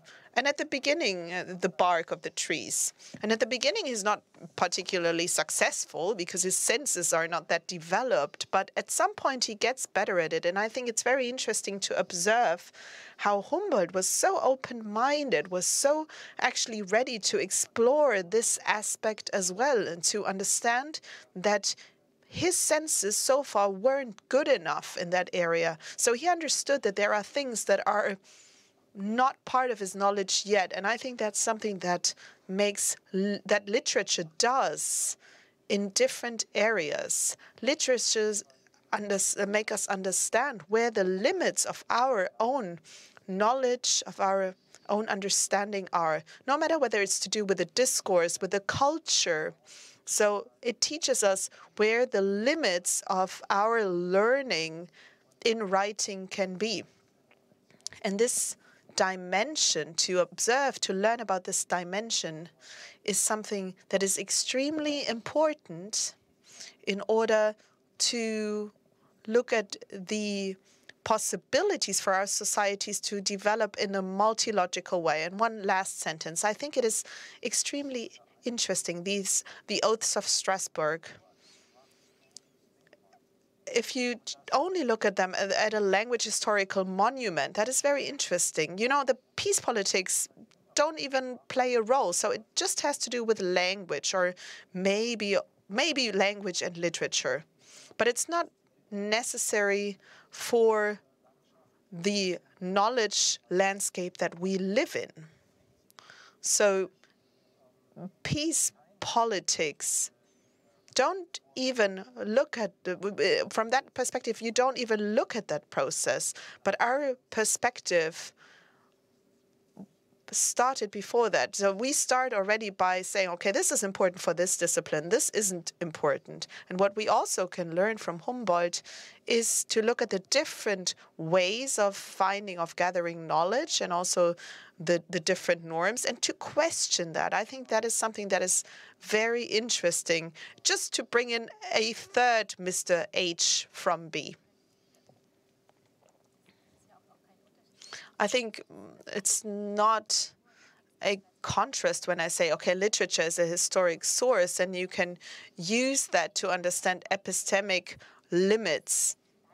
But I would say it is probably easier to understand that in the encounter with other people, without othering, without constructing the other, but by just inviting different people. If you invite different people, you start understanding that they read differently, and that might make it easier for you to find out about your limits, the limits of your thinking. All of us know that we need to find answers very urgently, especially when it comes to how we deal with the environment, with the non-human world. We need to find solutions other than what we learned in the last centuries. And I think it can be easier to encounter other people than to just read. So that was what's important for me, to emphasize the possibilities, the opportunities that can be found within the encounter, within reading texts together, and to be open for surprises. So everybody has a different perspective. Well, if there is a post-Westphalian literature that you would say is important for a post-Westphalian world order, and when I say world order, I talk about the planet, then I would say that that's a dimension of development of German literature. Regarding Droste, that is really what we're dealing with here right now, and that's the fact that German-speaking literature should not only be perceived within Germany, and I think it's necessary to realize what is so volatile about fleeing, and to understand that it's something that is lasting, so that logics from German-speaking texts, and that is something that is starting to happen. Febran Frank, for example, at the Goethe Institute, they invited Arabic writers to, they invited them to write in German, to use German as their literal language. So things are changing in this aspect. And I think that's important also for a post-Westphalian world order, because, of course, national literature hasn't disappeared. But, of course, I think it's a wrong sort of reflection to think that national institutions, Lombard would have said that they protect this literature. They don't. That literature doesn't have to be protected because it develops further independent of these institutions. And of course, it is that literature is always brought back to the institution. So there are awards and so on. So these consecration instances that are very important for literature, for the business, they still exist, of course, and they will always exist. Or at least they will in the near future. But the post-Westphalian, so after the nation state, I think there we would have to really focus on how German literatures, that's the subject, the object, how that can be developed globally.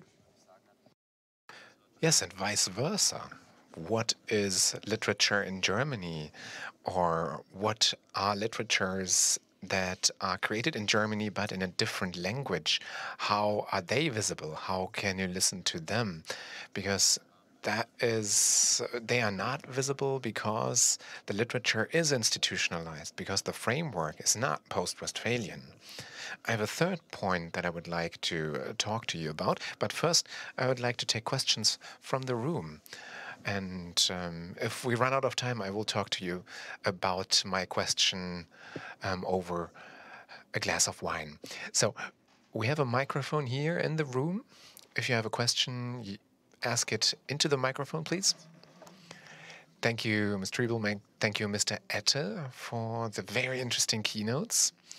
I would like to bundle both keynotes from the perspective of the Oath of Strasbourg, because we talked about that when we went up for the bathroom before. It's about speaking with the words of other people. If I look at migratory background, if I look at the 50s, the 1960s, for example, back then there was a specific attraction, and I think every wave of globalization had its own attraction, an attraction of the French, of the US Americans, for example. If we take that as a framework, as an entry point for literature, for us to be able to talk about coexistence. And I think you, Ms. Triebel, showed that very well. You showed that there is a tension between polarization and exchange, and between that is an immense gap. And I thought, if I look at the EU as an institution, then on one side we have the EU, on the other side we have the Visegrad states, and then we have Viktor Orban, who says there's no country that is more democratic than Poland. On the other side we have the EU that says that they're doing away with democracy and they're deconstructing democracy. So not being able to trust the words of the others is a breaking point in communication. And for me, that is the tension that we're seeing right now. What mechanisms does literature have to react to that? If literature is a seismograph, and I'm going to talk about that tomorrow, at the moment we see that discriminations, that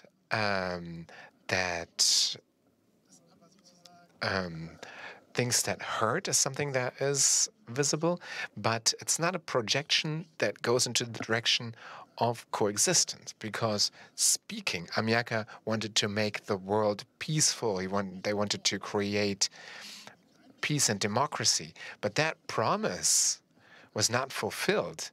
And if we don't have a mechanism to show why that promise was not fulfilled, then, and that is my question, then how can literature react to that? How can literature take or create coexistence?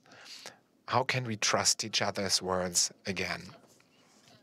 I would like to answer that. I have a professional deformation here For 25 years, I have worked in the area of intercultural dialogue. I've worked with the human rights question since then. And if I look at the world, then we know that it's easier to talk to some cultures than to others. And I think what we can learn from conflict research, that is that we shouldn't politicize it. You should not get in there with the framework that you have and say, we have it and others don't.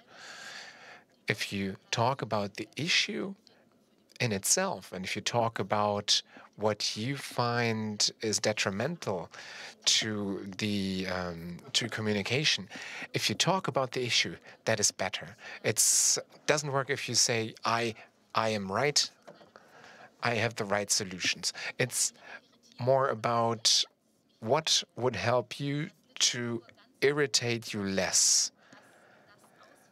And what literature can do is actually unfold all that, create more imagination, create that emphatic perspective. I talked about ambiguity a lot, and that is a central capacity of literature. And that is then translatable into the political practice of dialogue.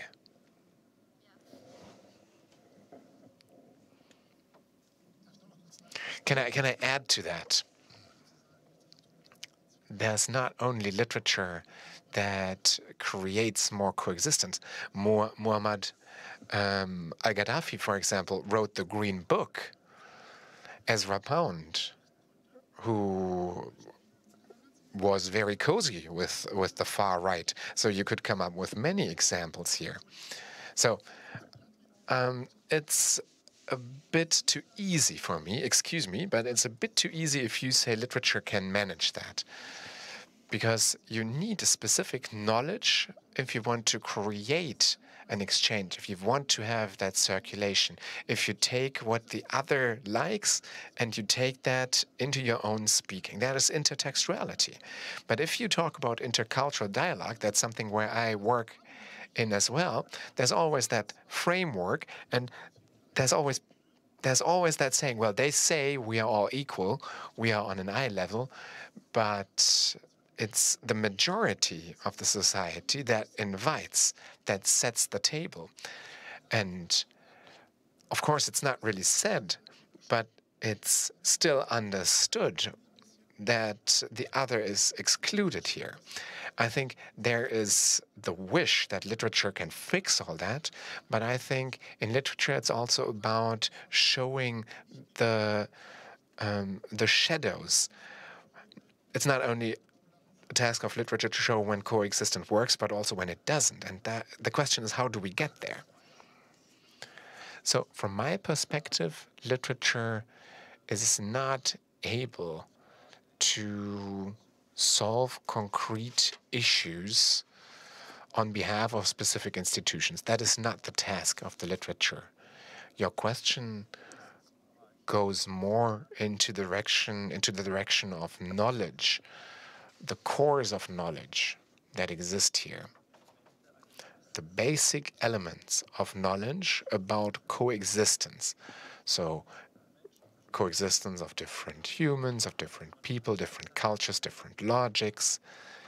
And there's a multitude of things here, such as the Gilgamesh epic, that literature proposes here, that were developed using literature. And there's many elements like that. There is the translation of discourse, of contradictions, of dialogue into polylogical, into polylogical perspectives, so multiple logics coming together, multiple thoughts coming together and creating a narration.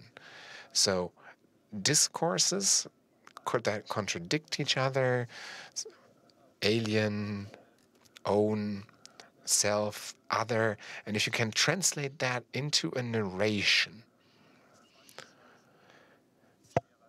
And I could mention Scheherazade aus 1001 Nights. How does Scheherazade manage that logic of men killing the woman after the night spent together? The vizier, the king who does that, it's the man who acts there, and Scheherazade stops that logic. And that basic element, that basic idea in 1001 Nights that is repeated again and again is, how can I take contradictions, how can I take opposites, man and woman, and how can I diffuse that contradiction through narration, through telling a story? How can I show a development? How can I showcase that development also with listeners? Listeners who understand the contradiction and who understand that the contradiction is not a contradiction. That is a central element of 1001 Nights, and it is taken up again in many, many stories, again and again.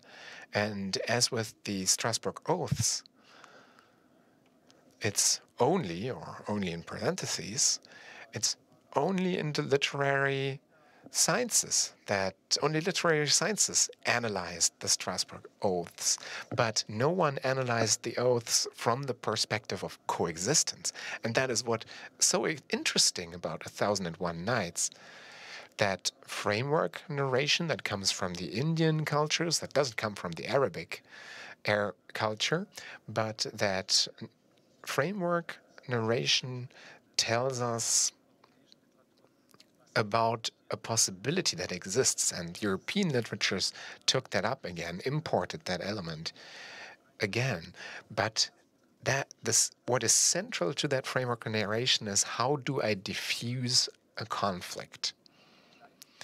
And in very small disputes, very small arguments, you can use that trick. You can just create a narration. You can take the contradiction, turn it into a narration, and I don't want to banalize literature by saying that. I just want to point out that literature has these tools. And that would be my answer to your question. I don't believe that literature is capable of influencing the illiberal democracy in Hungary. Literature can't topple that illiberal way of having democracy in Hungary. I think literature exists apart from that political development, and literature can create concepts that help us to create a more general context and deal with the problem in that general context. We actually changed the definition of literature right now, and that's exactly what it's about. Let's not take literature as something that I use as a tool. Let's not use literature as a specific social practice that is going to be used to a specific end. It's about taking a text, reading it together, and talking about it.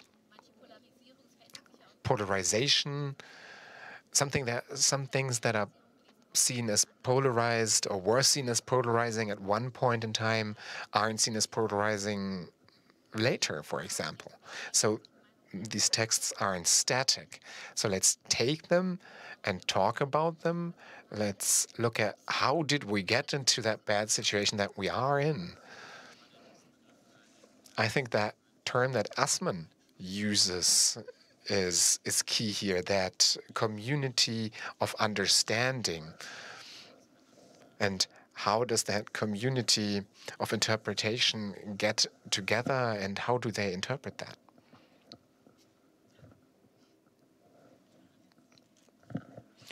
Thank you very much to both of you, and thank you, Jörg, as well, for the entire workshop. Thank you for your keynotes and the introduction. I really saw a connection. Your keynotes were very different. I'm not going to summarize them again, but I was involved in the conception of this workshop as well. So for me, your keynotes were exactly what I wanted to hear. It was very helpful to look at literary history, cultural history with you. It was lovely that you underlined the importance of translation as well. I'm going to come back to that and why that's so important to my work. And Ms. Triebel, you mentioned or you pointed out, maybe because you knew what I work on, you pointed out what the difficulties are in everyday life or when you work with literature and on literature. And you pointed out the foundational concepts there. Thank you for mentioning that again, and thank you for mentioning that literature means institution as well. It isn't institution, but it means institution.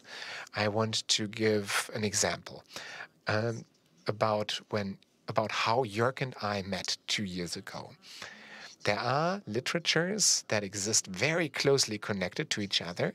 They are not written in the same language, but they talk about the coexistence, they talk about life in Germany. I talk about Fakir Baykut, for example, from the 1970s, 60s, 70s, 80s, 90s, who lived here in North Rhine-Westphalia, in this federal state, and they wrote in Turkish. They had a very realist way of writing. I had the problem for years that this literature was not accessible. On the other hand, I was committed. I tried to create a translation here. I could have just sat down in my room alone and I could have just written there. No, but I wanted to get support. I wanted to get funding from institutions. So literature, yes, but it's always connected. It always depends on institutions and always describes ways of living.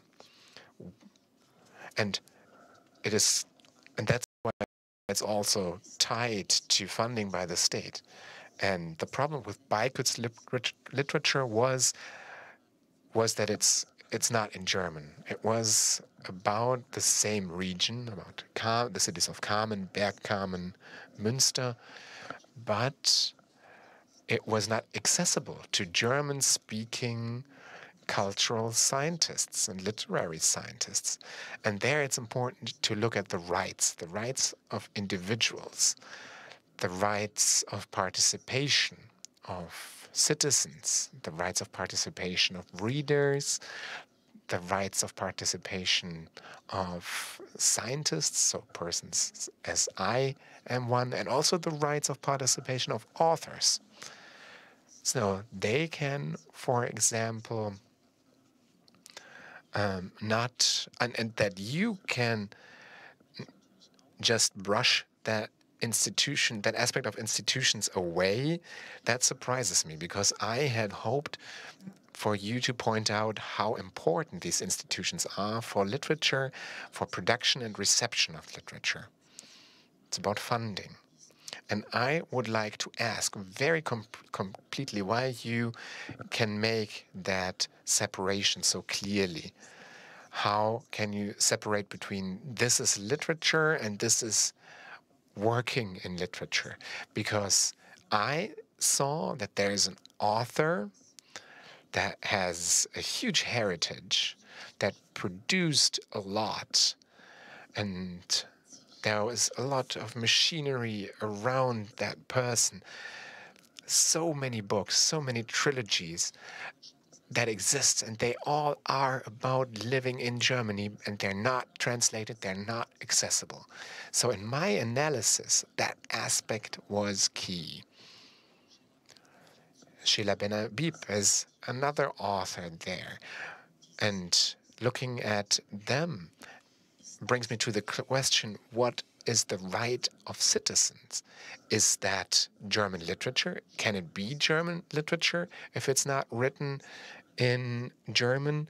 How is Beikut's literature received here? And I saw that it's not received at all.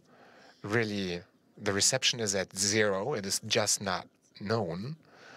And that makes my work more difficult. My work as someone who communicates that, as my work as a scientist who wants to understand and who doesn't only want to do big, important projects. I don't want to save the world with my projects. I just want to put that literature on the table and be able to talk about it. And there's a lot of, citizens really need to be committed if they want to participate. All they want to do is participate. And I would have to invest so much more if I would like to participate in this. Others don't need to invest anything in order to participate. So it's those questions that I ask myself in my everyday work, in my cooperation with the Center for Literature as well. And maybe you would like to say something about that. Yes, I'd love to. We have one project that is almost coming to an end together with Brazilian philologists about German-speaking literature in Brazil. And there is Arabic literature in Argentina, of course. So there are those different literatures that within the national conception of literature, just like in Latin America in the 19th century, simultaneously to the developments in the European countries, national concepts started developing. And that is where when a literature in a foreign language simply didn't make sense. But that's a logic that was introduced from the outside to the writers or to the people working in literature. And that's why I think, once again, we really have to focus on literature itself, on the logics, the different logics of literature that also, depending on the culture, of course, do not have anything to do with that concept of perception. In the Asian region, apart from Japan, that structure is simply not there. So that you say, okay, there's a nation, it has a certain language, and everything that is not written in this language, simply there's no room for that. The important point is you mentioned about a sense of belonging, that those different senses of belonging of literature have to be empowered. So different logics or different literatures follow different logics. So to take your example, the Turkish language, I don't know many Turkish books, but of course that would mean that written in Germany or writing about a German process, something that happens in Germany, but at the same time, it's not part of the Turkish literature. It's part of a European literature. So the possibilities exist or have to exist that the polylogics that exist within the literature, that there the funding doesn't actually play a role. The decisive aspect is whether a writer wants to write something. That's the first question. That's what's important. Our Brazilian authors, who sometimes understand themselves as Germans, sometimes as Americans, sometimes as Brazilians, and that's also what's decisive for them. What's important is that they want to write. They don't necessarily write because they say, okay, I'm a part of German literature or I'm part of Brazilian literature. No, they want to write. And that means that only afterwards scientific disciplines that work in a disciplined manner, that means they define the area where they work in. That's what they have to do, because if not, they wouldn't be a discipline. So they act in a disciplined way. They have to set themselves their own limits, and they are the ones who then have a problem with that multi-logical structure. If they're not explicitly multi-logical, then it is easier, but that's where the responsibility comes into play. Within sciences and scientific disciplinization of our subjects, we are not yet there where in Germanistic we have enough positions, enough jobs, or also in other disciplines, in humanistics, for example. We simply don't have enough positions that focus on those developments, or that make sure that those topics become the main focus. And that's what post-Westphalia is about, a literal science that is taking place after the nation-state time. In the same way as post doesn't always mean that it is actually over. Post can, like when we talk about post-modernism, it doesn't mean that modernity is over. It can still be a part of that. It can still integrate the modernism. There are different parts. The Hispano-American postmodernismo is an important part of modernism. And as a consequence, and I mean, that's a huge topic, but as a consequence, that means that the disciplines have to be restructured. And in Germanistics, I have to say that so far, yes, many things have changed, but I would really hope that we come up with more positions, more jobs within Germanistics, because right now the situation is very difficult. I know quite a few examples.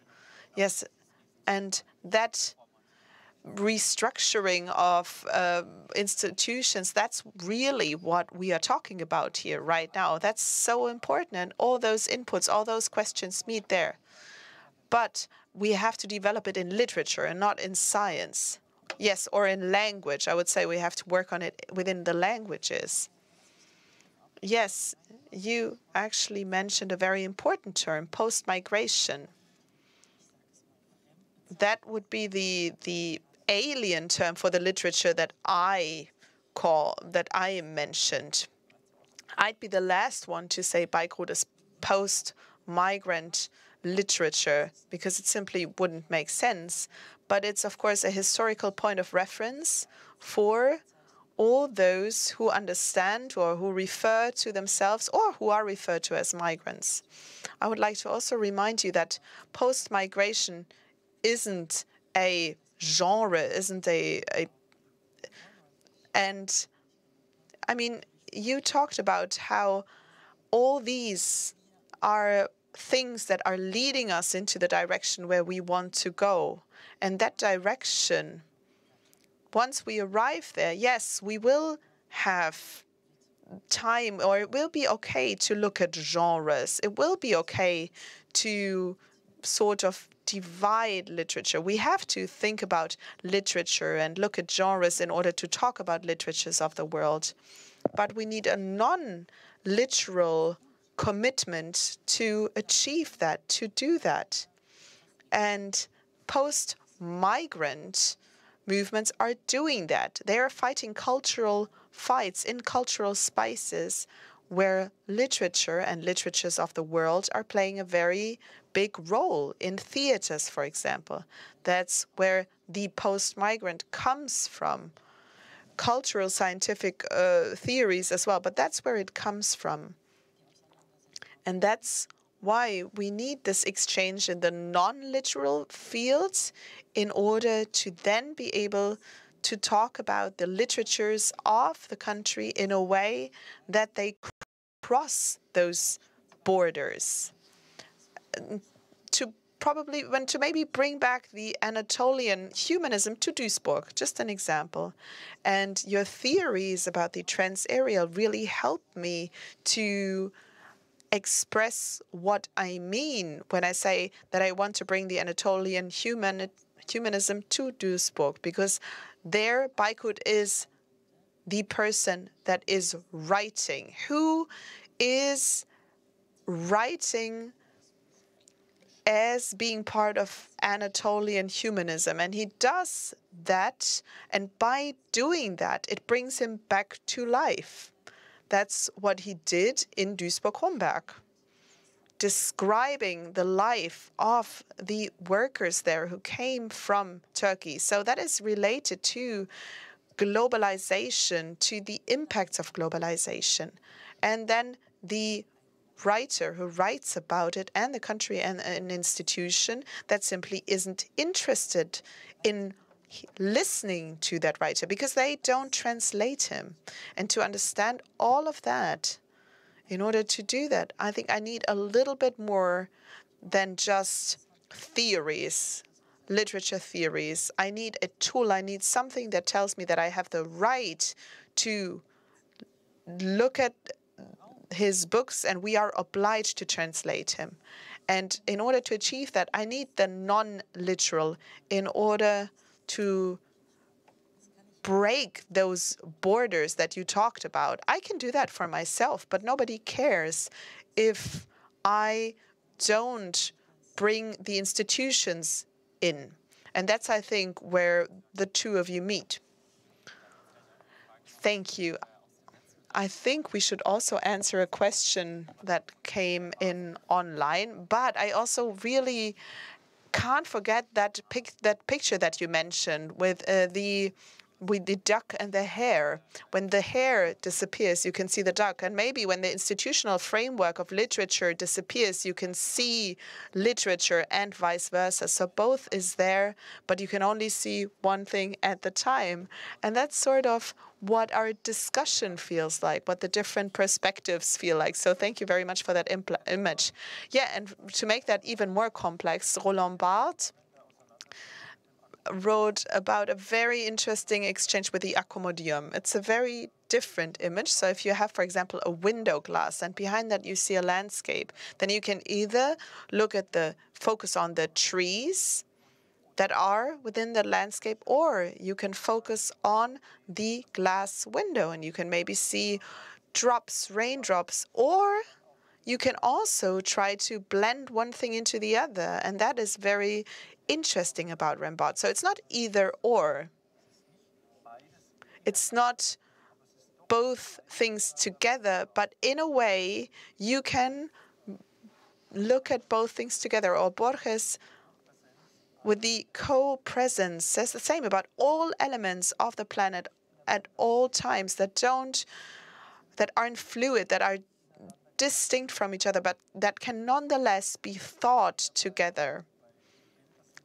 When you mentioned that image, that really came to my mind because it's a different way, to not see the either or. So you see either the duck or the hare. But it's also possible at some point to see the transition, to see where the two meet, the possible links and connections between the different images. Just like with the tree in the landscape and the drop of water on the glass window. So yes, that would be what you just mentioned. But before we try to answer that question, you already mentioned the glass window, and I gotta say, we sit in a room where Annette von Droste wrote down one of her poems in a window. One of them says something along the lines of freedom only lives in the empire of dreams. So I can either look at the court or I can either look at the garden or I can look at her poem. And by knowing about this verses, it's sort of both. And I would like to hand over to Annette Lubkowitz, who brought a question from the online world.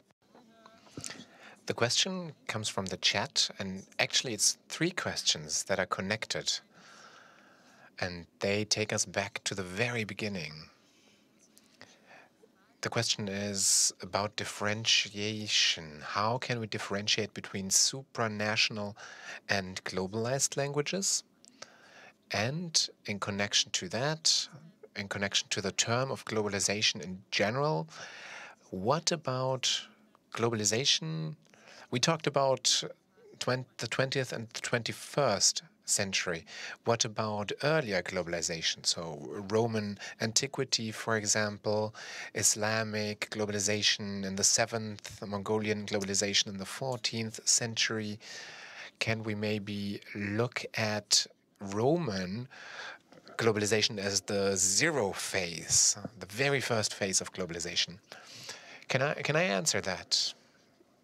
So about the different phases of globalization, I very briefly mentioned that for me, the term globalization comprises the globe. So it's always worldwide. It's a worldwide expansion. That way might be the Silk Road, the Chinese Silk Road, that is a concept that is being recycled right now, for example. Earlier expansions, also the Roman expansion, the expansion of the Roman Empire, don't span the globe. They are not worldwide. The first worldwide expansion is really that that plan to reach the east by going west from Columbus, and then Magellan, who circumnavigated or tried to circumnavigate the planet. And the discoveries he made in that regard. And he understood that the time changes once you go around the globe. So that's when it was understood for the first time that space and time are directly interconnected.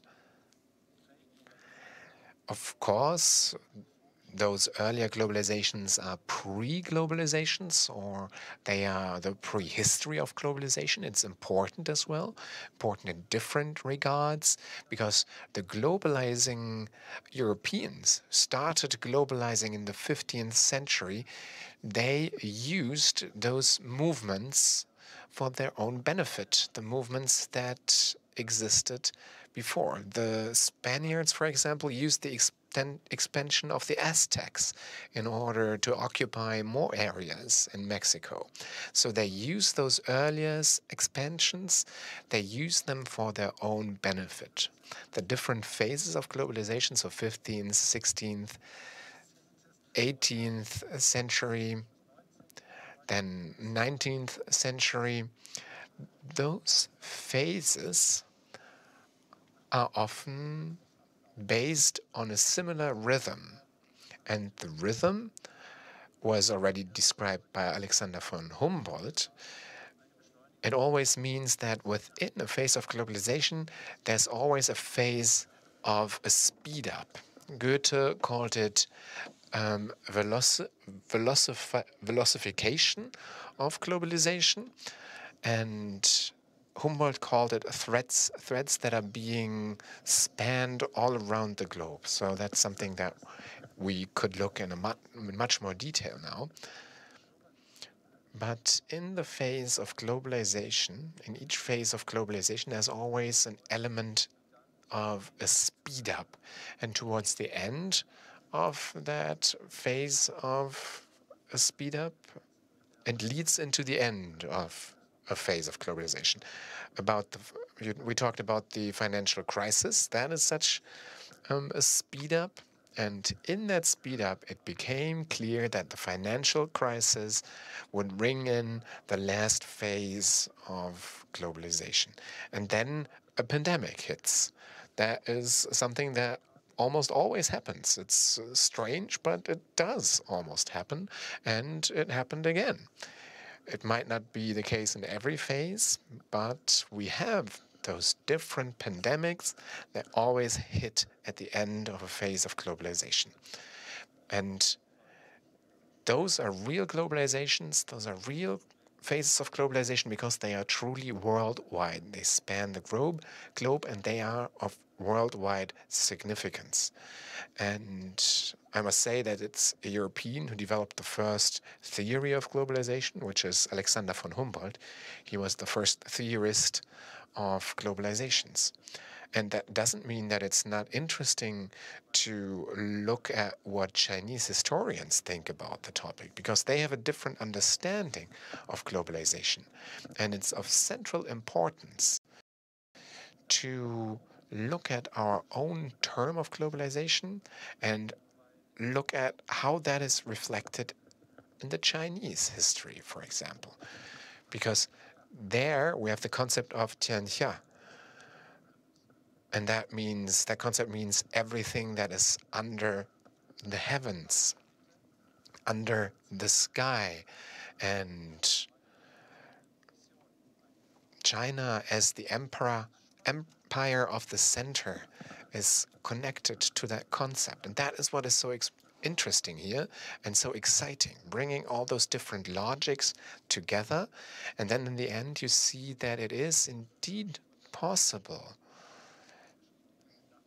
to look at the movements that were thought from the European perspective, take those movements and translate them into a context that is attractive, that is interesting to the Chinese. And at the same time, it transforms our own concept of globalization. Would you like to add to that, Ms. Triebel? I think the question was also how supranational and globalized languages are different. What's the difference there? Yeah, there is a difference. Also, transnational and globalized languages are different.